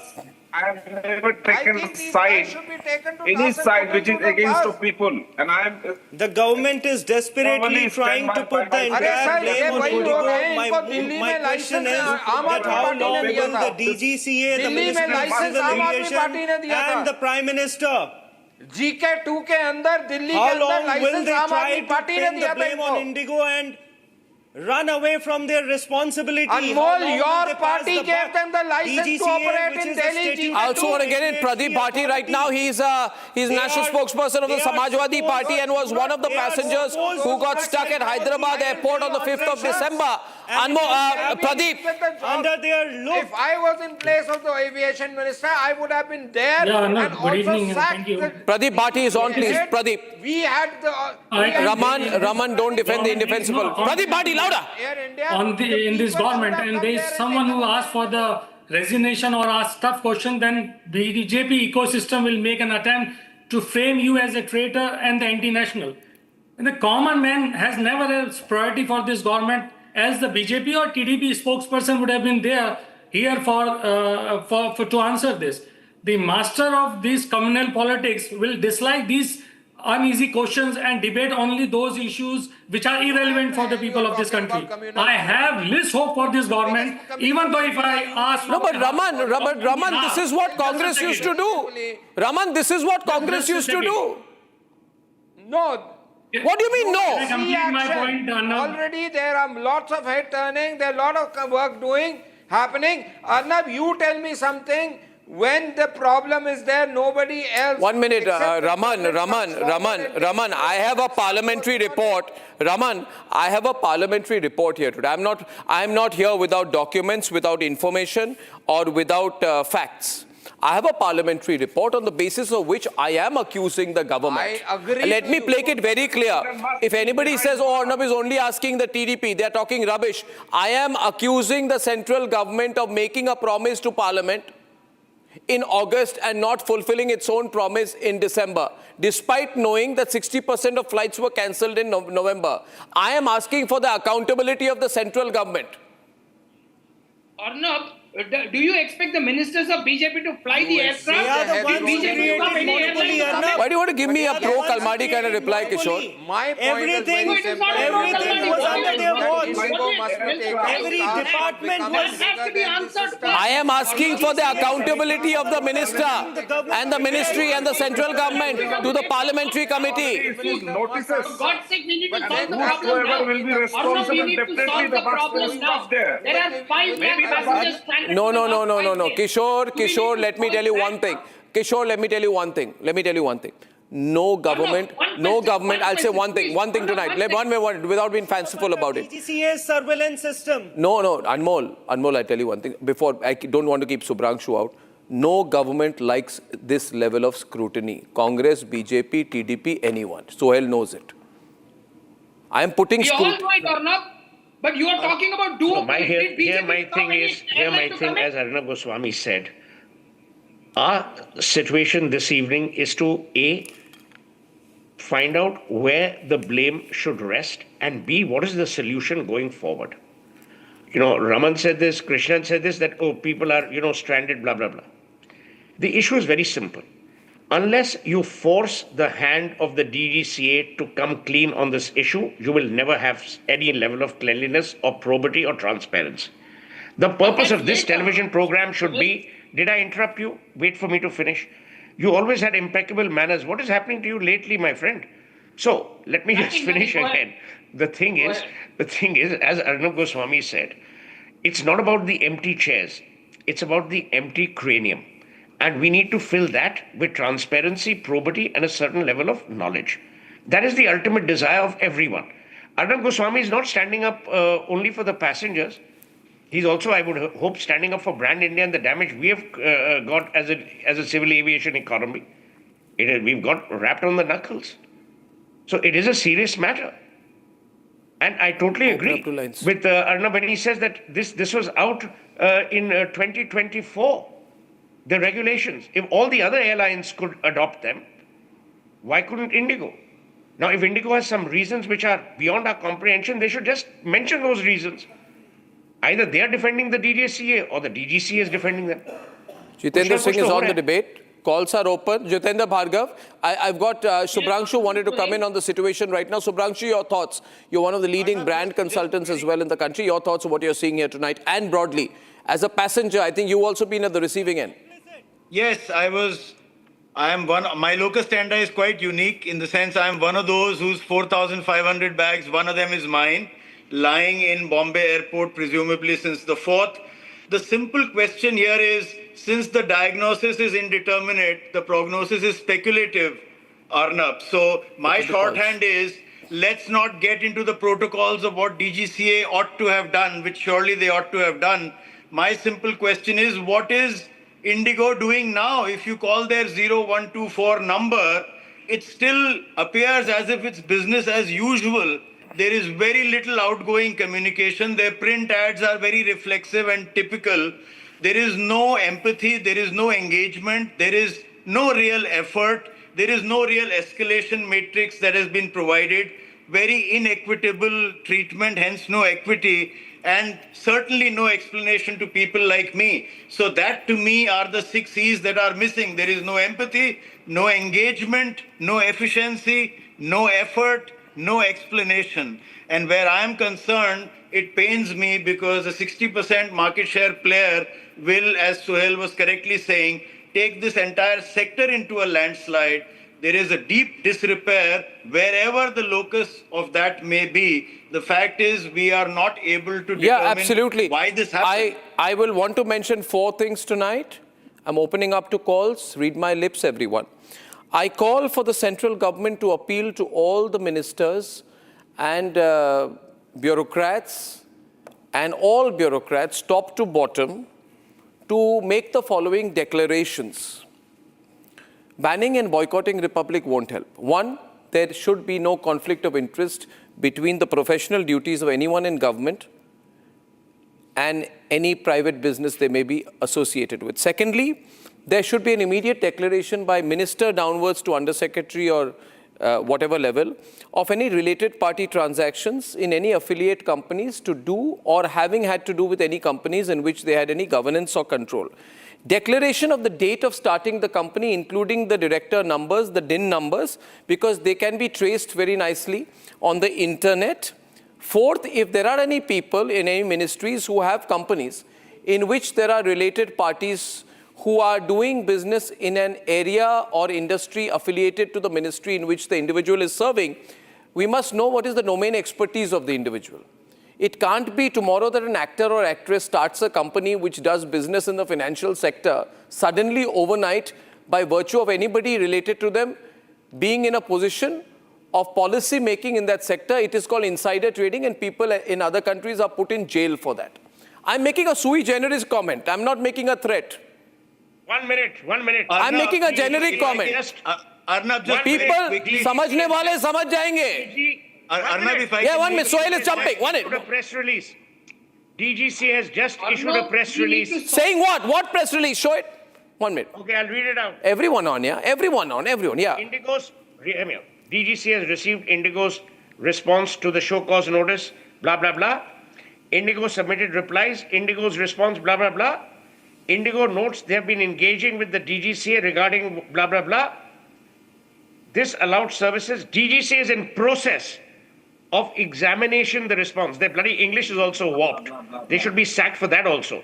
And enforcement action as deemed appropriate will be taken in due course. So basically, DGCA has also washed its hands of the matter. Completely, easily. It's evident. It's evident. We have callers tonight. Pramod is calling from Hyderabad. From Hyderabad, I have Pramod. Pramod, can you hear me? Hi, Pramod. Yes, now I can hear you. Yeah, what do you think? There is a bigger nexus, as you said, and the IndiGo is bigger than the boots of the, ministry. And DGCA cannot open their mouth in front of IndiGo. Why? I wonder why, Ravi. I wonder why. Something's going on. Dal mein kuch kala hai. Ravi, I'll go on to Jaya in Mumbai. Jaya. Hi, Jaya. Hello. Hi, Jaya. Thanks for having given me a chance to express my opinion. Yes. IndiGo has demonic intent. The intent of IndiGo has obviously been demonic. In case of IndiGo also, lookout notice should have been issued. How do you know the main people where the accountability has to be fixed? They have not already fled the country. No, they are not accountable. DGCA is batting for IndiGo for all I care. Varun thank you for calling, Jaya. Varun from Bengaluru. So many calls tonight. So many calls. Hello, Arnab. Hi, Varun. Firstly, I would like to commend you and Republic for taking up the cudgels on behalf of the public, and also showing the duplicity of TDP by showing the empty chair in the newsroom. No choice. Arnab, I want to ask that isn't our Prime Minister accountable today of all issues? Why wasn't the IndiGo issue discussed threadbare in the Parliament? Yes, we are all patriotic. We all care about Vande Mataram. But of all days, today, why wasn't the IndiGo issue discussed threadbare? And I want to complete by saying that when it comes to cronyism, all politicians and all political parties are the worrying same. point tonight. Worrying point. Thank you for expressing your view. Jitendra Bhaga, people are angry. IndiGo and DGCA, people are saying, are in cahoots. Arnab, can I just quickly make a point? It is the people's anger that has made the government officials react in Parliament. DGCA coming, DGCA running short. With one caveat very clearly, yes, they provided the relaxation in their pursuit to bring about normalcy at the earliest. But DGCA must be partially responsible, but IndiGo No cause notice is a hogwash. Everyone on here tonight, I just want to say at the very end that we must make sure. One thing which in the civil aviation sector must go away, and is the conflict of interest. I think there must be deep journalistic investigations on the issue of conflict of interest. What is crony capitalism? Crony capitalism, and when there is direct or indirect, voluntary, involuntary, conscious, unconscious, deniable, undeniable conflict of interest. In this case, there is no proof or not. I am an experienced editor. I have exposed the biggest scams, but we hope that there would be no conflict of interest in a BJP-led government. You can be rested. I hope they won't be. No, but you're not in the BJP government to give me that assurance. You claim to be in the planning commission or what? I just think there shouldn't be. Arnab, one thing is there which has to How much time? be called out for, and that is IndiGo must be taken over till an inquiry has been done. 1 minute. IndiGo must be taken over under the government control. One at a time. Audio. I can't hear everyone together. Arnab, I have a quick point to make. Somebody was mentioning. But one thing is very sure, the government will definitely take appropriate action and correct through its measures. This appropriate word I don't understand. What is appropriate? What is appropriate for a passenger may not be appropriate for TDP. Definitely. How did these two brothers of that Birch Club fly out of the country to Phuket on an IndiGo plane? I understand that. Why did they fly out on an IndiGo plane? We were angry when Vijay Mallya flew out. We are angry when the Birch brothers fly out. How did the Luthra brothers fly out? Everyone on. How did the Luthra brothers fly out of the country? No, that I understand. I don't have anything against whatever you are saying. Did anyone tip off the Luthra brothers? The government must have a certain kind of plan when private player is... Nrit Kumar Mehta, Definitely. The next time such condition would not emerge. Nrit Mehta from Noida. Come on, Nrit, are you there? Mr. Arnab, my compliments to you for the information and document which you have extracted. From the information that and the views expressed by the panelists, it is amply clear that the hub center of the entire controversy is a person in the DGCA who cleared this FDTL, knowing fully well that IndiGo has not hired the pilot. He has the full information. He still cleared the winter schedule for the IndiGo. That means he is accomplice. He has been issued the credit card by IndiGo. He is a hand in glove. Let's name him and shame him on the panel. Let the people know that who is the person. Well, we'll have to investigate everything, nothing without due investigation and due diligence. But I thank you all, ladies and gentlemen. And boycott or not, it matters not to Republic, matters not to me. On the other side tonight, who are the people who have a problem with Vande Mataram? Let's name them as well when I'm back. For a quick breather. Arnab will be right back with the debate. Powered by Century Ply Club Prime. Raho befikar. Amity has been ranked among the top universities globally for producing the most employable graduates by the Times Higher Education UK. Yet another testimony to Amity's excellent placement record. MDH की देगी मिर्च का तड़का अंग अंग फड़का MDH की देगी मिर्च मुस्कुराए लड़खड़ाए जिंदगी। जब देश की आजादी को कुचलने की कोशिश हुई, संविधान के पीठ पे छुरा भोंक दिया गया, आपातकाल थोप दिया गया, यही वंदे मातरम की ताकत थी कि देश खड़ा हुआ और प्रयास करके रहा। Time for a quick breather. Arnab will be right back with the debate. Powered by Century Ply Club Prime. Raho befikar. Amity has been ranked among the top universities globally for producing the most employable graduates by the Times Higher Education UK. Yet another testimony to Amity's excellent placement record. मुस्कुराए लड़खड़ाए जिंदगी चाहे जो भी हो। Sir, patient के लिए कौन सा रूम प्रेफर करेंगे आप? जिंदगी भर के प्यार का कोई रेट कार्ड नहीं होता।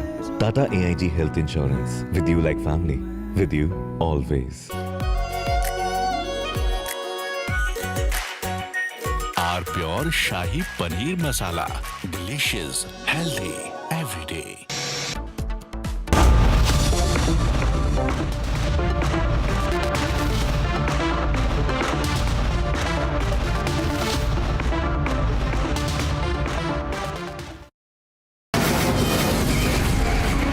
From the Republic Media Network headquarters, it's time for Arnab Goswami on the debate.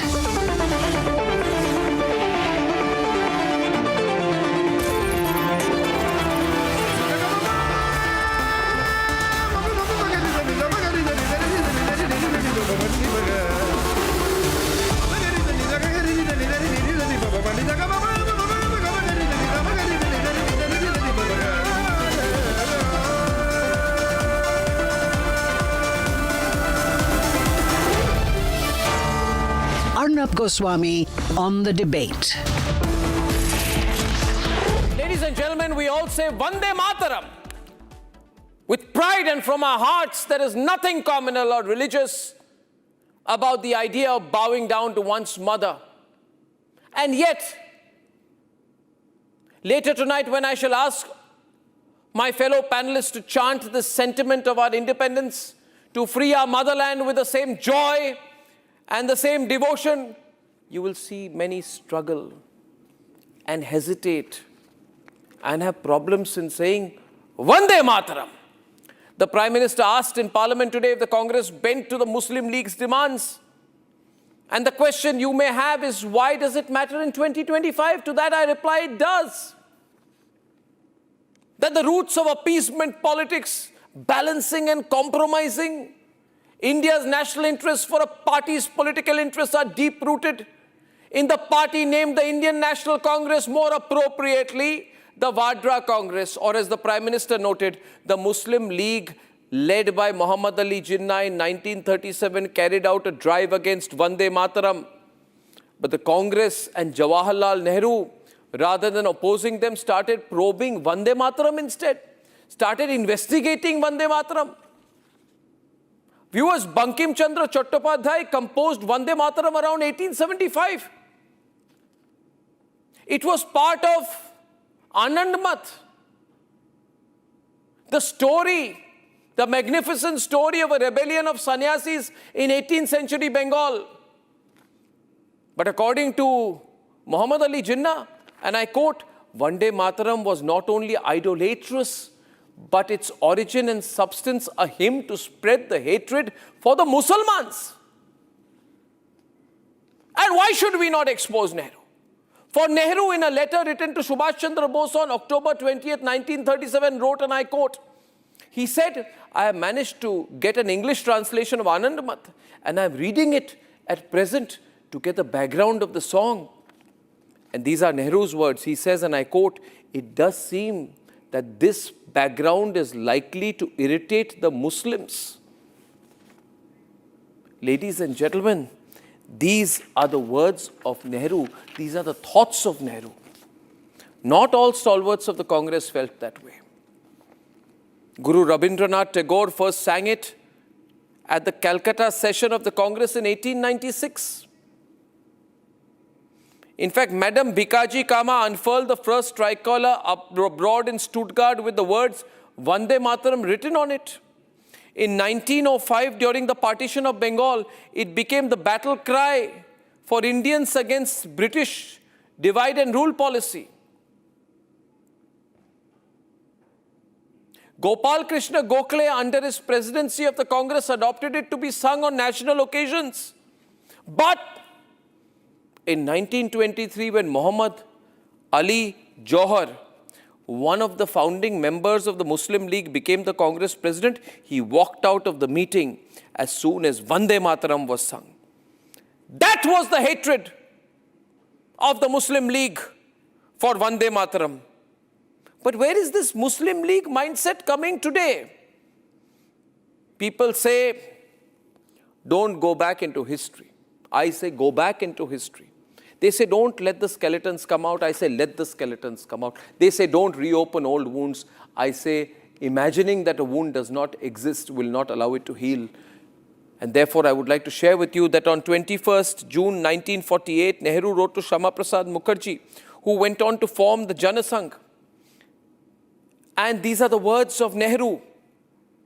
Priyanka Vadra, Robert Vadra, Sonia Gandhi, read this. He said, personally, I do not think Vande Mataram is at all feasible as a national anthem, chiefly because of its tune, which does not suit orchestral or band rendering. What was this man, Nehru? He said the tune of Vande Mataram is not good. God Save the King will sound good for him. God Save the Queen will sound good for him. This is Nehru's Macaulay mindset that the Prime Minister talks about. The man had this great inferiority complex. He always wanted to be considered to be a British. And then he said, Janagana Mana, on the other hand, has been greatly appreciated in foreign countries as well as India, so on and so forth. This is the Macaulay mindset. His concern was, will a Western orchestra be able to play Vande Mataram? Did this man even consider himself a son of the soil to think like this? The Prime Minister has therefore started calling the Congress MMC, or Muslim League or Maowadi Congress. And in upcoming days, you're going to hear this more often. This is my prediction. Therefore, what are the lessons to be learnt? This is the reason, these kind of debates, because Gen Z must know about the history of this country. This party, the Vadra Congress, is soaked in the Macaulay mindset. The organization that did the Tukde Tukde of your national song that represents the spirit of Indian nationalism and freedom. They have picked their sides, ladies and gentlemen, politics over nationalism. And tonight I have just one answer to them. We have just one answer to them as we collectively chant, Vande Mataram. Let's debate. मातृभूमि स्वतंत्रता की वेदिका पर मदोमय स्वार्थ का बलिदान है, यह शब्द है वंदे मातरम। है सजीवन मंत्र भी, यह विश्व विजयी मंत्र भी, शक्ति का आह्वान है, यह शब्द वंदे मातरम।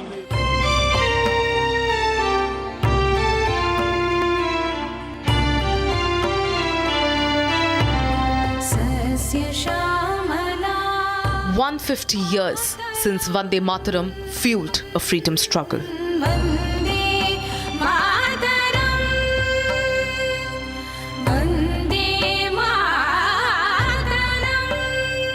वंदे मातरम के टुकड़े करने के फैसले में वंदे मातरम के टुकड़े कर दिए, लेकिन इतिहास इस बात का गवाह है कि कांग्रेस ने मुस्लिम लीग के सामने घुटने टेक दिए और मुस्लिम लीग के दबाव में किया। Prime Minister Modi began the debate, reminding the opposition of past decisions on the national song. जिन्ना के विरोध के 5 दिन बाद ही 20 अक्टूबर को नेहरू जी ने नेताजी सुभाष बाबू को चिट्ठी लिखी। नेहरू जी कहते हैं, मैंने वंदे मातरम गीत का बैकग्राउंड पढ़ा है। नेहरू जी फिर लिखते हैं, मुझे लगता है कि ये जो बैकग्राउंड है इससे मुस्लिम भड़केंगे। 10-hour long debate. BJP fielded its most fiery parliamentarians. Vande Mataram हम राष्ट्रभक्तों के लिए एनर्जी है और कुछ लोगों को इससे एलर्जी है। अंग्रेजों को वंदे मातरम से दिक्कत थी, जिन्ना को वंदे मातरम से दिक्कत थी, जिन्ना के मुन्ना को भी वंदे मातरम से दिक्कत है। The Congress chose Priyanka Vadra. 150 सालों से देशवासियों के दिलों में ये गीत बस चुका है। 75 सालों से हमारा देश आजाद है, तो फिर आज इस बहस की क्या आवश्यकता है? A song meant to unite a nation has exposed the fault line in Indian politics. Who is truly threatened by Vande Mataram and why?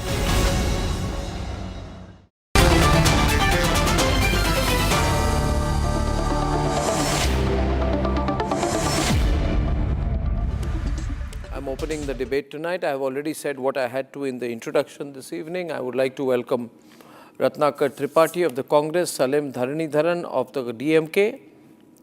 I have Tariq Ahmad Lari of the Samajwadi Party.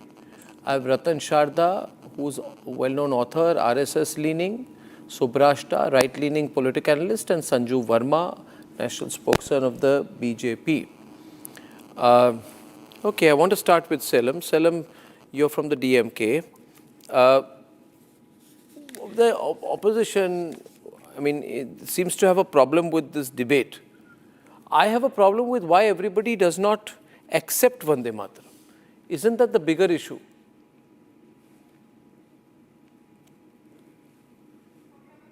See, the problem is not Tell that him louder. no one denies that Vande Mataram had a profound role in freedom struggle. You hear me? Yeah, See, now Vande it's Mataram had a profound role in freedom struggle. No one is denying it. It's an inspiration. It's an inspiration, energy, courage, unity for all of us. No other song in the world has inspired millions, right? For more than 150 years. It's marking this. Today is commemoration of marking 150 years. Sorry, I have a very bad echo. No, but So I can think hear that you will loud be and clear. Please checked from your continue. side. So, because, right. So, the question here is, on this day, when is 150th year commemoration of this song, why go and bash the past? Whatever has happened, right or wrong, I'm not going to debate here today. But Congress played a major role in independence. And today the discussion has to be about IndiGo, which has 67% of market share, and blackmailing the DGCA. That should have been the discussion. Of course, there's no problem in having discussion Vande Mataram. The discussion was right, the commemoration was right, the appreciation given to us was right. But going and bashing a leader who ruled 50 years back, BJP is now in power for the last 11 years. The reason why BJP came to power was because we in the UPA people wanted a change. They thought we didn't do a good job. Now that BJP is there for the last 11 years, the state today is that 67% of passenger traffic is controlled by one airline. It's duopoly in the country now. And in most routes it's 90%. Is it embarrassing for you? That is a discussion Is it embarrassing for you that nationalists across the country are beginning to ask what problems Nehru and Jinnah both had with Vande Mataram? Nehru and Jinnah were united in their opposition to Vande Mataram. I am saying everyone is a nationalist. I am a nationalist. My party is nationalistic in nature. The question is, what do you have a problem with Vande Mataram? Do you have a problem with Vande Mataram? We do. No, there is no problem with Vande Mataram. The problem is to go and bash Nehru today is a problem. Going and bashing Congress for what distorted history 50 years back, 60 years back is a problem. That is a problem. The problem is not about anything else. It's about BJP not delivering, record high unemployment rate, distortion of facts. We don't have a proper airline today. The discussion or SIR is a problem, which is anti-democratic nature. But the problem here is, why are you going and bashing Nehru, who died 50 years back? Why bashing Nehru if Nehru was anti-Vande Mataram? What is the problem in talking about it? Nehru was. Nehru had a problem. Nehru felt everything Muslims will get upset. This is not the first time. Nehru felt Muslims will get upset by Vande Mataram. Why did Nehru want to be leader of the Muslim League? Okay, now you won't like my asking this question. Sanju Verma is on the debate. We are going to open up the debate right now. Sanju. Thank you. Arnab, I just in 10 seconds want to say this. Why? Please, Arnab, I did not interject, Mr. Dharanidharan. Please, now let me speak. Mr. Dharanidharan, let her speak and then you can come in. Yeah. तुम्ही विद्या, तुम्ही धर्म, तुम्ही रिधि, तुम्ही मर्म, त्वहि प्राण शरीरे बहुते, तुम्ही माँ शक्ति, हृदय तुम्ही माँ शक्ति, तुम्हारे प्रतिमा गढ़ी मंदिरे मंदिरे, त्वहि दुर्गा दश प्रहरण धारिणी, कमला कमदल, वाहिराणी, वाणी विद्यादायिनी, न्याममी, त्वमत, नामम्री, कमला, उमला, अतुलम, सुजलम, सुफलम, मातरम, Vande Mataram. These are the lines that were removed because they had references to goddess Durga, they had references to mandirs as in temples, and they had references to Ma Shakti. So clearly, Nehru's letter to Netaji Bose in 1937, where he says, that the references to goddess Durga could irritate Muslims. That shows that Nehru was not anti-Hindu. Nehru was Hindu-phobic, period. Now, why are we talking about Vande Mataram 150 years hence? We are talking about it because, as Arnab himself often says, those who do not learn from history are destined to repeat their mistakes and are destined to repeat history. And I don't think that generations to come need to learn lopsided history, which we learned from the likes of Romila Thappad, Ramchandra Guha, and Irfan Habib, because we were not taught the right history, which we are not being, which we are now being taught. I want to just say this. This is not about Vande Mataram alone, as the Prime Minister has himself reinforced on umpteen occasions. This is about getting rid of our colonized Macaulay mindset. This is the same Pandit Nehru who had written to Govind Vallabh Pant, the then CM of Faizabad, saying, why are Ram Lalla idols on the premises of the Babri Masjid? It could lead to communal riots. This is the same Nehru who wrote to Rajendra Prasad saying, why do you want to attend the inauguration of Somnath Temple? Because it reeks of Hindu revivalism. This is the same Pandit Nehru, because Priyanka Vadra said, DRDO na hota to Tejas na hota, ISRO na hota to Chandrayaan na hota. तो प्रियंका वड्रा जी पंडित नेहरू ना होते, संजू नेहरू ना होते, तो इंदिरा गांधी ना होती, इंदिरा गांधी ना होती तो राजीव गांधी ना होते. May I ask you something? Here's a very serious point to you, Sanju. Here's a very serious point to you. I also cannot understand why Nehru had a problem with the entire original Vande Mataram, and I think it is very wrong, everyone on, to get an edited version of the Vande Mataram approved. And Mahatma Gandhi also drafted the resolution to endorse Janagana Mana over Vande Mataram, and Mahatma Gandhi put a resolution called strictly confidential, not for publication. And in that Mahatma Gandhi said that the Congress, anticipating objections, has retained as national song only those stanzas to which no objection should be taken on religious and other grounds. Now, but he also said, but except at purely Congress gatherings, it should be left open to individuals whether they will stand up when the stanzas are sung. And I completely disagree with this view of Mahatma Gandhi, because Mahatma Gandhi was playing the role of moderator in this. Mahatma Gandhi wanted to balance between Nehru and Jinnah on one side and the others in the Congress on the other side. And today in 2025, I believe that if there are areas where we disagree with the views of Mahatma Gandhi, it should be allowed. Now, having said that, it's an NDA government, it's a nationalist government. Why do we not? If we are having a resolution to discuss Vande Mataram, why don't we bring back the original Vande Mataram as composed by Bankim Chandra Chattopadhyay in 1875 and pass a resolution in Parliament bringing back the original Vande Mataram. Ratan Sharda, I'm saying this. Then everybody will support the BJP government. Why should references to Hinduism be taken away? Why should references to Shakti? Why should references to Ma Durga be taken away? Because references to Shakti and Ma Durga will upset the Muslims. Why should the Muslims be upset? Are the Muslims of this country not aware that Hindus comprise 82%, 83%, and a large part of our Indic civilization has a Hindu roots? Why not bring back the references to Hinduism, Hindu gods, Hindu beliefs, Hindu practices? This is what Subhash Chandra Bose wanted. And this is the why. Can you underplay the story of Anand Math?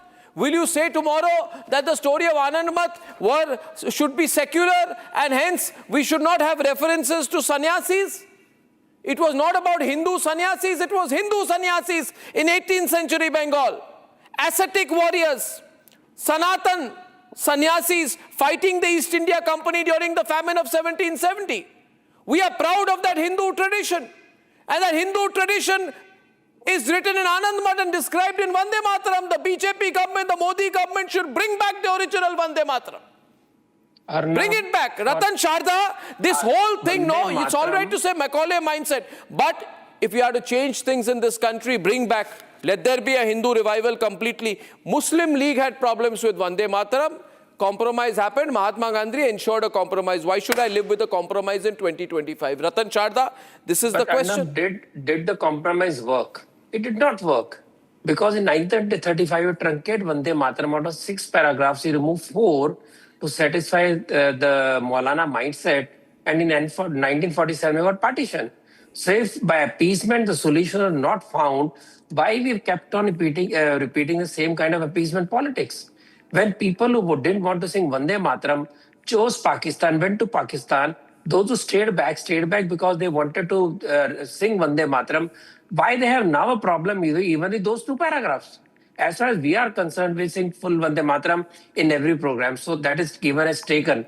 But my question is, the people who today say that we are playing politics, can they tell their friends here who said हमारी मर्जी होगी तो बोलेंगे, हमारी मर्जी होगी तो नहीं बोलेंगे? It is something negotiable? That is the question. As far as Nehru is concerned, he didn't even know that Vande Mataram is in Sanskrit, Bengali, it is not Sanskrit. Because he wrote to Netaji saying Sanskrit शब्द लोगों को समझ नहीं आएंगे, but it's Bengali.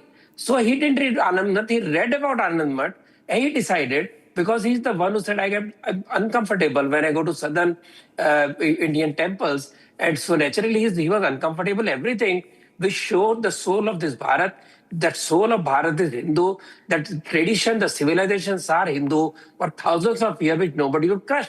So That should is the problem, Modi because he government wanted not to bring create back the different kind original of India. Vande Mataram? They are welcome. That is not Why? the Why question. welcome? Why have they not Question done is it?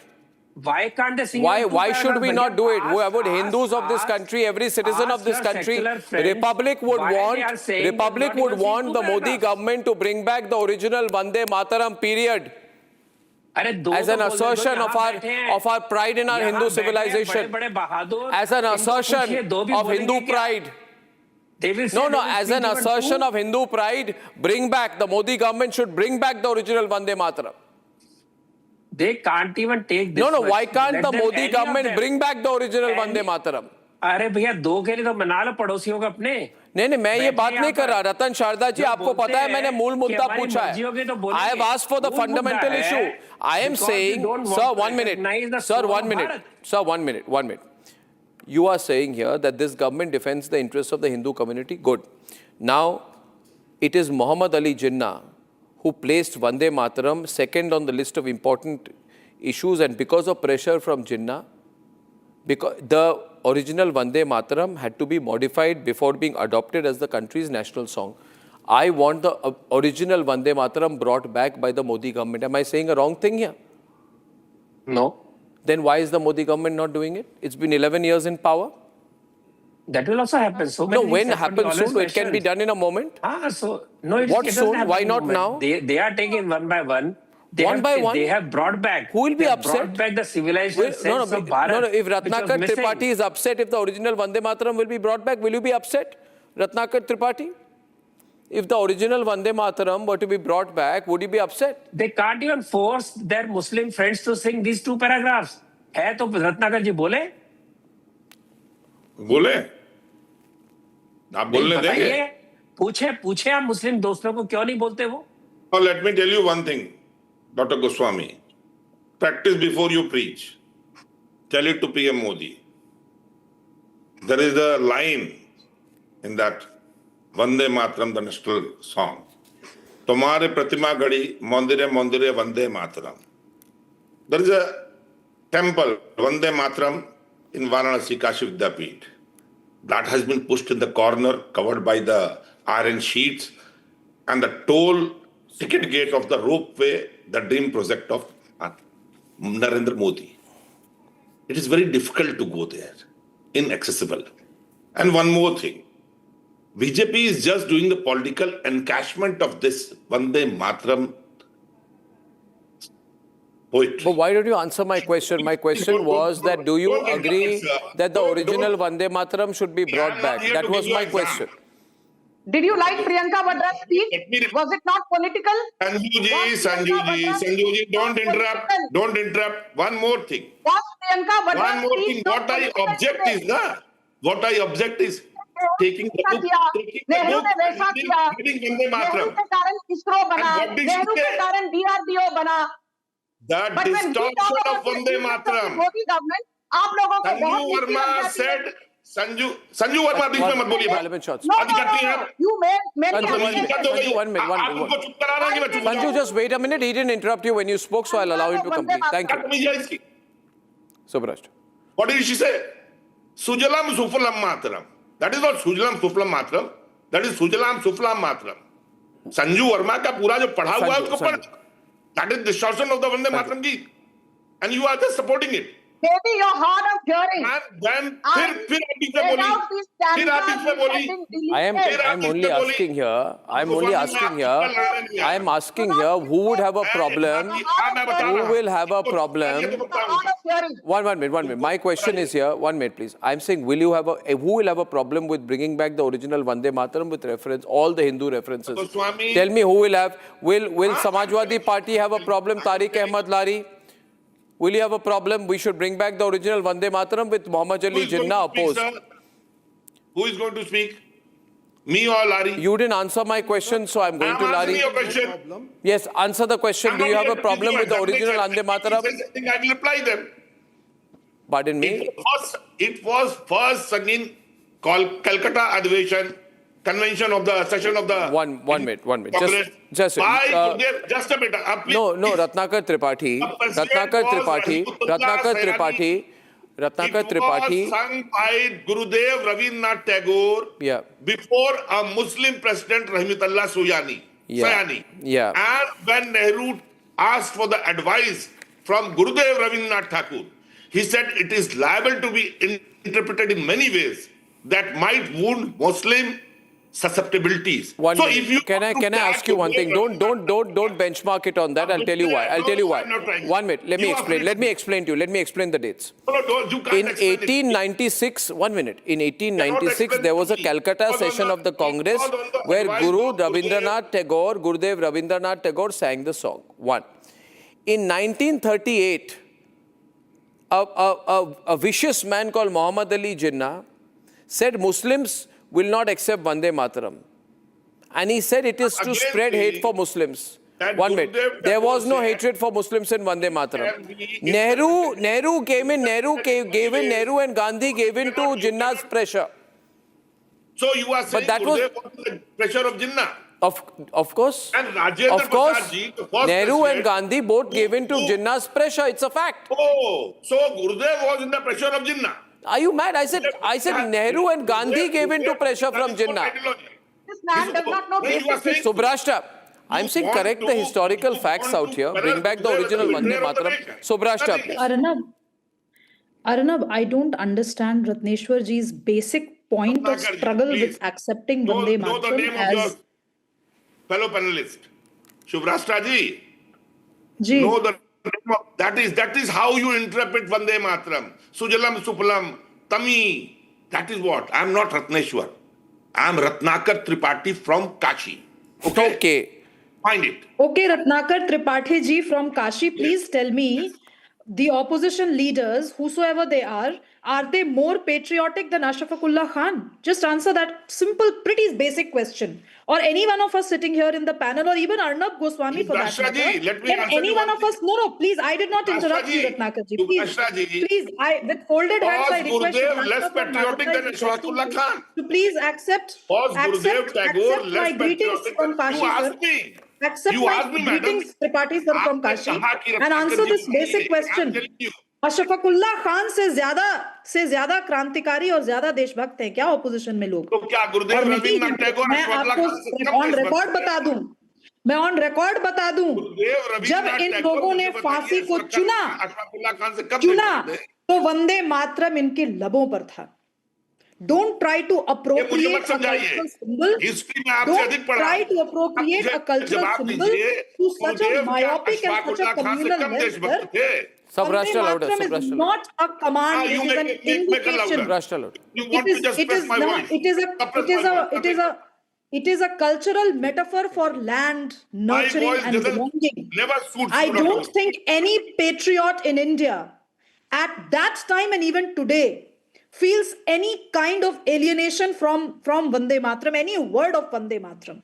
You have a problem with Sanju Vermaji's pronunciation. I mean, how myopic can you get? Do you want me to sing the entire song in front of you? If you want Mr. Ratnakar Tripathi from Kashi, Shubhrasta from Nalanda can do that. But I won't waste the nation's time in doing this, because it is precisely the kind of arguments that we are making which you want to shy away from. Shafi इमाम हुए, अशफाकुल्लाह खान हुए, इनसे ज्यादा बड़े देशभक्त थे क्या आप लोग? राहुल गांधी स्कूल भी नहीं चढ़ सकते इनके सामने। आप लोग मैं आई डोंट वांट टू अगर वंदे मातरम गाती हैं तो देश का समय बर्बाद sensitivity, that is your mindset. this secular sensitivity, that is your mindset. which is being defended today, is not a principal stand, Arnab. It is a concession to the Muslim League at a very delicate moment in Indian history today. Shame on you, Subhrashtra. You said sing Mataram will place the time of the nation. Khan और शाफी इमाम को मैंने आपसे ज्यादा देशभक्त बता दिया। हुजूर गुरुदेव रविन्द्रनाथ टैगोर को राजेंद्र प्रसाद उनसे कम देशभक्त थे। राजेंद्र प्रसाद ने इसको लागू किया। भैया तो उन्होंने मना कर दिया था कि क्या कि कोई नहीं गाए। क्या बात कर रहे हैं रत्नाकर जी? किसने मना किया? आप हिस्ट्री को लेकर के ऐसी व्याख्याएं मत कीजिए। मैं फिर से बोल रही हूँ आपको। राजेंद्र प्रसाद आपको मैं अभी मैं ये डिबेट ओपन ही नहीं करना चाहती कि नेहरू का क्या मत था, राजेंद्र प्रसाद जी का क्या मत था। मैं ओपन ही नहीं करना चाहती।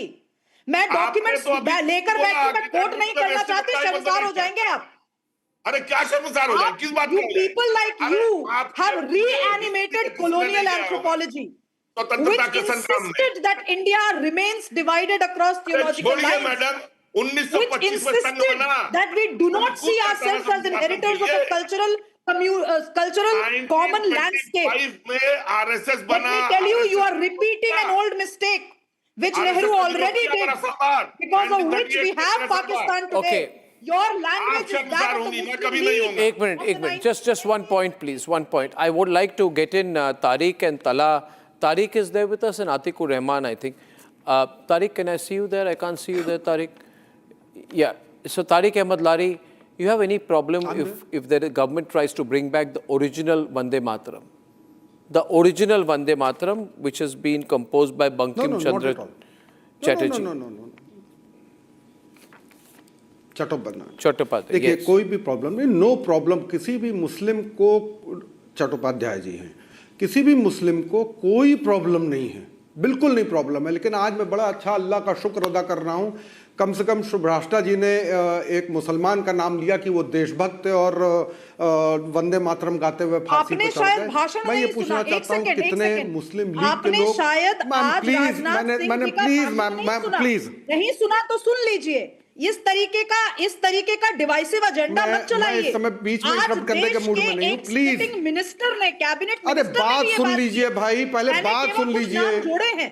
नहीं, जहां पे क्रेडिट है वहां पे दीजिए ना, जहां पे क्रेडिट है वहां पे दीजिए। जब नौटंकी हुई सड़कों पर तो मेरे जैसे लोग खड़े थे भाजपा के खिलाफ, जब वो पूरा का पूरा केस हुआ आपका रेसलर्स प्रोटेस्ट वाला। लेकिन जब किसी को क्रेडिट देना है तो दीजिए। आज राजनाथ सिंह जी का जो भाषण है, युग युगांतर तक कल्चरल एंथ्रोपोलॉजी और हिस्ट्री की क्लासेस में पढ़ाया जाएगा। लोग कोट करेंगे, रेफर करेंगे। आपको अकेले करना, आप करिए। मैं धन्यवाद देता हूं अर्नब भाई, thank you for inviting. Tariq Lari complete. Subhrashtra, please let him complete. I don't debate like no, please continue. Subhrashtra, 1 minute. Tarik, continue. Tarik, continue. No, what was my question? You answer the question. No, why are you getting angry? I was answering the question. Answer. I didn't interrupt her. Answer. मैं जो कह रहा हूं पहले उसको सुन लीजिए, उसके बाद आप जितना बोलेंगी मैम मैं पूरा सुनूंगा। आप बहन है हमारी, हम पूरी बात सुनेंगे। मैम पहली बात है, आपने एक्सेप्ट किया, मैं बहुत शुक्रगुजार हूं आपका कि आपने एक्सेप्ट किया कि कम से कम किसी मुसलमान का नाम आपके मुंह से निकला। आप जो बात कह रही हैं वो भी मैं एक्सेप्ट करता हूं। मुझे बता दीजिए, किसी मुस्लिम लीगी, आरएसएस, हिंदू महासभा के किसी सदस्य को जेल भी हुई हो वंदे मातरम गाने के लिए, क्योंकि ब्रिटिश गवर्नमेंट ने बैन कर रखा था। आज इतना प्रेम क्यों हो रहा है? रतन शारदा, आज वंदे मातरम से प्रेम क्यों है? रतन भाई एक मिनट में पूरी बात कर लूं, आप बोलिएगा। रतन भाई आप जितनी बात बोलेंगे मैं सुनूंगा। रतन भाई बात सुन लीजिए, फिर आप बोलिए। अरे बात सुन लीजिए। को स्कूल से निकाल दिया गया। नहीं, आपको पहले मेरी बात सुननी है, क्योंकि मैं आपकी बात सुन चुका हूँ। मैं आपकी बात सुन चुका हूं, मैं आप लोग की बात सुन चुका हूं। अब now it's my turn to speak. Do not interrupt when I am speaking, because I didn't interrupt you. Ratan ji, मैं फिर बोलने नहीं दूंगा किसी को डिबेट में, डिबेट की रेड़ पीट दूंगा। बात सुनिए पहले। थ्रेट मैं धन्यवाद दे रहा हूं आप लोग को। उसमें भी आप लोगों को परेशानी है। मैं कह रहा हूं ऐड कर लीजिए, किसी मुसलमान को परेशानी नहीं है, उसमें भी आपको परेशानी है ना। पता नहीं क्या किस करवट आप लोग चैन लेंगे। अरे भाई आपको सिर्फ एक मामला है, ये जो इंडिगो का तमाशा हुआ इसको दबाने के लिए आपने ये डिबेट मामले उठा रखे हैं। फर्जी की बात कर रहे हैं आप। नहीं, आप खुश नहीं है, आप खुश नहीं है। खुश होते तो 20 मिनट जब ना करते, खुश होते तो 20 मिनट जब ना करते। लेकिन आप ये कहें, अरे एक मिनट सर रतन भाई, लेकिन आप ये कहें कि मुसलमान को गाना पड़ेगा, तो मैं कहूंगा बिल्कुल गाएगा। क्यों नहीं? शर्त यह है कि मोदी जी से लेके मोहन भागवत जी से लेके सब कोई कलमा पढ़ेगा, फिर उसको भी कलमा पढ़ना पड़ेगा। तारिक अहमद लारी, आई एम सॉरी, आप कह रहे हो यू आर नॉट एक्सेप्टिंग, आप कह रहे हो you are not accepting the national song, you are rejecting the national song. Ratan Sharda, Sanju, Ratan Sharda, no this is not, you are refusing to accept the national song. That is what it means. What do you mean by कलमा पढ़ना पड़ेगा? What do you mean by Modi ji को कलमा पढ़ना पड़ेगा? पोल खुल गई इनके लिए। Again you start the कलमा argument. इनके दिमाग की प्रॉब्लम है कि भारत माता के गुणगान करना अल्लाह को उसके नीचे। No, I'm sorry, but I'll go back to Atikur Rahman. You support what he said? कलमा पढ़ना पड़ेगा? क्या बनाएंगे? Most illiterate, most useless kind of argument. And why are you quite solemn? क्योंकि आप जबरदस्ती किसी से पूछा, कोई जबरदस्ती करेगा? पढ़ना पड़ेगा, आप ही वो काम करिए। हम कहाँ एतराज कर रहे हैं? आप पाकिस्तान बनाया था ना आपके पहले पुरुषों ने कि हमको Vande Mataram. Atikur Rahman and Salem on the right, Subrashta and Sanju on the left. Atikur, please allow me. May I come in? Yes, please. Arnab, as a researcher on Islamic studies, it is incumbent to me that the air should be clear. There is nothing in the Quran which forbids a Muslim to sing Vande Mataram. And as far as this question goes, that somebody will be compelled to offer the kalima, there cannot be any conditions on anybody. The Quran says there shall be no compulsion in religion. So but on my program, somebody from Samajwadi Party has come and said that we will sing Vande Mataram if a Hindu reads the Kalma, if the Prime Minister of India reads the Kalma. And Salem, you are quiet. You don't have any objection to this kind of a comment made. You should have been the first to object to it. The DMK is quiet because their leader Udayanidhi Stalin compared Sanatan Dharma to dengue, malaria, rabies, COVID. And on debate after debate, instead of apologizing, DMK spokespersons have been brazenly trying to brazen it out by saying, oh, we are not against Sanatan Dharma, you see. We are only against the caste-centric system that is prevalent in Hinduism. This is their lame duck excuse. And I want to remind Salem Dharnidharan that today A. Raja was trying to pretend to be a nationalist on the floor of the parliament. This is the same A. Raja who demonizes Dalits but actually contests elections. Mr. Dharindharan's turn to respond because I have a breaking news input coming in. Mr. Dharindharan. Why does A. Raja contest from a reserved seat in the next seat? List for the last debate. Yeah. See, I never, it's my time. Yeah. Sanju Verma is my time. So okay, Sanju, Mr. Dharindharan of the DMK is responding to you. BJP. Please hear him. Please hear his response. Who gave? I'm speaking, Sanju Verma. Sanju, Mr. Dharindharan is speaking to you. Please hear him. See, if Sanju Verma doesn't have the courtesy, then I need not speak because when my time, I want to speak. I am saying who gave BJP and BJP supporters to say they represent the Hindus and they are the nationalists. I am saying my party is more nationalistic or the India Alliance is more nationalistic than the BJP itself. Wait, the country, you have to understand, it's a secular country. Because a Hindu or a crypto-Christian. See, are you crypto-Christian? Are you crypto-Christian? I think what is that, Sanju? What did you say, Sanju? Why should I answer you? Who are you? Who are you? Sanju Verma is a crypto-Christian. Sanju Verma is a crypto-Christian. You are the crypto-Christian. Who are you? You are not a Hindu.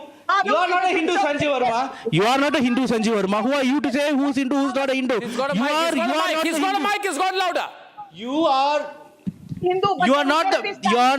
You are not the. Hindu. I'm saying you're not Hindu. Who are you to represent who's Hindu or not a Hindu? Who are you to represent the Hindus? Who are you to represent Hindus, Sanjeev Verma? Who are you to decide who is a Hindu or not a Hindu? Who gave you the moral authority? Who gave you the moral authority? Do you represent the Hindu religion? I'm saying, You're so who are you to? For the first time on my program, a panelist has taken a mic and increased his own volume. You This is don't represent the innovative. Hindus at all. You don't represent Hindus at all. Right? Do you represent the Hindus? No. He's come with a full sound system tonight. That you have, Sanjeev Verma. Hinduism is a very tolerant religion.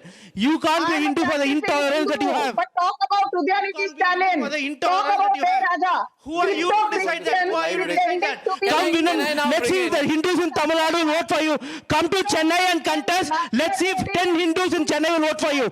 Let's see if 10 Hindus in Chennai will vote for Sanjeev Verma. You come and speak in Chennai. Loud. See anywhere in Tamil Nadu, 10 Hindus, only 10 will vote for I can't hear. Parliament election. Only 10 people.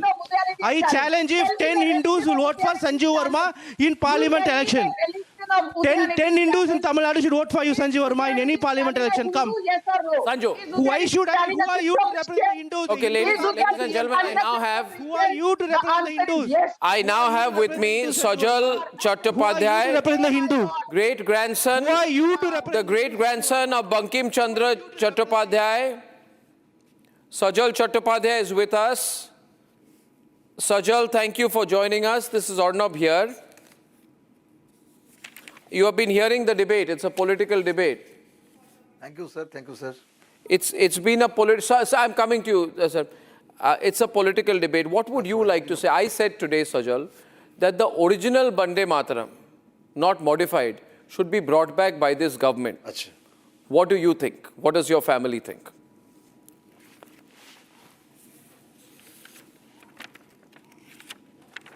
देखिए मोदी जी जो कर रहे हैं वंदे मातरम लेके, इसमें मैं तो सहमत हूँ, मेरा परिवार भी सहमत है। जो काम बहुत दिन पहले होना चाहिए था वो आज हो रहा है, ये बहुत गर्व के विषय है। मोदी जी ने जो कर रहे हैं उनके लिए प्रणाम मोदी जी को, मेरे तरफ से, मेरे परिवार के तरफ से। वंदे मातरम काहे नहीं होगा, ये तो बड़ा बात है, ये तो होना चाहिए। इसमें तो डिबेट का कोई बात ही हो ही नहीं सकता। वंदे मातरम हम लोग को जो भारत का जो फ्रीडम फाइटर लोग जो जितने थे उसका मंत्र था वंदे मातरम। तो वंदे मातरम जो लोग बोलेगा, जो लोग कहेगा, उसमें तो दिक्कत कुछ नहीं है। वंदे मातरम तो पूरा बोलना चाहिए, पूरा गाना पूरा होना चाहिए वंदे मातरम। ये तो मोदी जी जो कर रहा है ठीक कर रहा है। मोदी जी का इस बात पे हम पूरा सहमत हूँ। सजल, जनगण मन पूरा हो सकता है तो वंदे मातरम काहे नहीं होगा, ठीक ही तो है। सजल, आपने जो बात कही है बहुत ज़रूरी है। आपने ये क्यों कहा कि बंकिम बाबू को बंगाल में नेग्लेक्ट किया गया?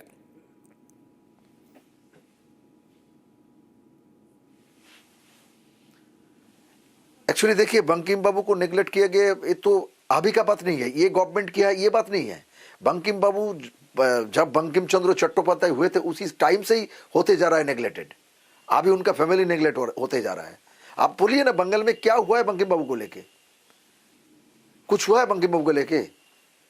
अभी रविंद्रनाथ ठाकुर को लेके जितना हो रहा है, शरद चंद्र चट्टोपाध्याय को लेके जो काम होता है, विद्यासागर को लेके जो होता है, अब बंकिम बाबू को लेके क्या होता है?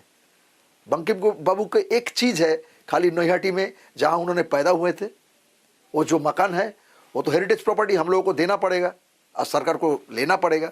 वो लिए हैं, उसको रिसर्च सेंटर किए हैं, उसको म्यूजियम किए हैं। म्यूजियम का जो सारे बंकिम बाबू का जो यूज किया हुआ जो चीज है सब मेरा परिवार से दिया हुआ है हम लोग।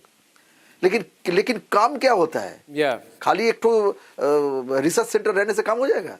नहीं, I agree with you, सजल जी, बहुत कुछ और करना जरूरी है। कुछ काम नहीं होता बंकिम को लेके, बहुत और कुछ करना जरूरी है, बहुत कुछ हो भी सकता है। And I thank you very much for talking to me. बहुत धन्यवाद। Sajal Chattopadhyay, great grandson of Bankim Chandra Chattopadhyay. Sir please, sir ji, बोलिए, कुछ कह रहे हैं आप? सर और एक बोलना जी, हाँ सर, हम जो बोलने चाहते हैं, जो बात जरूरी है, मोदी जी जो बोल रहे हैं, जो जनो गण मन जैसे पहले हो रहा है, लास्ट में जो वंदे मातरम का जो 6 ठो पैरा है वो होना चाहिए, एकदम सही है, ये होना ही चाहिए। दूसरा बात ये है, देखिए बंकिम चंद्र चट्टोपाध्याय भारत का पहला ग्रेजुएट है, तो उनके नाम पे तो एक यूनिवर्सिटी कम से कम होना चाहिए। भारत के कई जगह पे है, ये तो होना चाहिए था। जैसे रविंद्र यूनिवर्सिटी है, जैसे विद्यासागर यूनिवर्सिटी है, बिल्कुल वैसे बंकिम के नाम पे काहे नहीं होगा? बिल्कुल होना चाहिए सजल जी, ये भी मैं आपसे एग्री करता हूँ। और ये आप बात जो आपने सामने रखी, ये भी बहुत लोग सुनेंगे and I am sure most people will agree with you. Sajal ji बहुत बहुत धन्यवाद। एक बार फिर एक ब्रेकिंग न्यूज खबर आई है, that's why I have to stop here. Thank you Sajal Chattopadhyay. And before I go tonight, I want to speak to you not as a journalist, not as a news anchor, not as an editor, but as a fellow Indian who watched yet again 25 innocent lives wiped out in a place where they had gone to celebrate, to dance, to breathe, to live. And while the families were collecting the bodies of their sons and daughters, while smoke was still rising from the ashes of that Goa nightclub, two men, the owners of Birch by Romeo Lane, Saurabh and Gaurav Luthra, were boarding an IndiGo flight to Phuket. Yes, ladies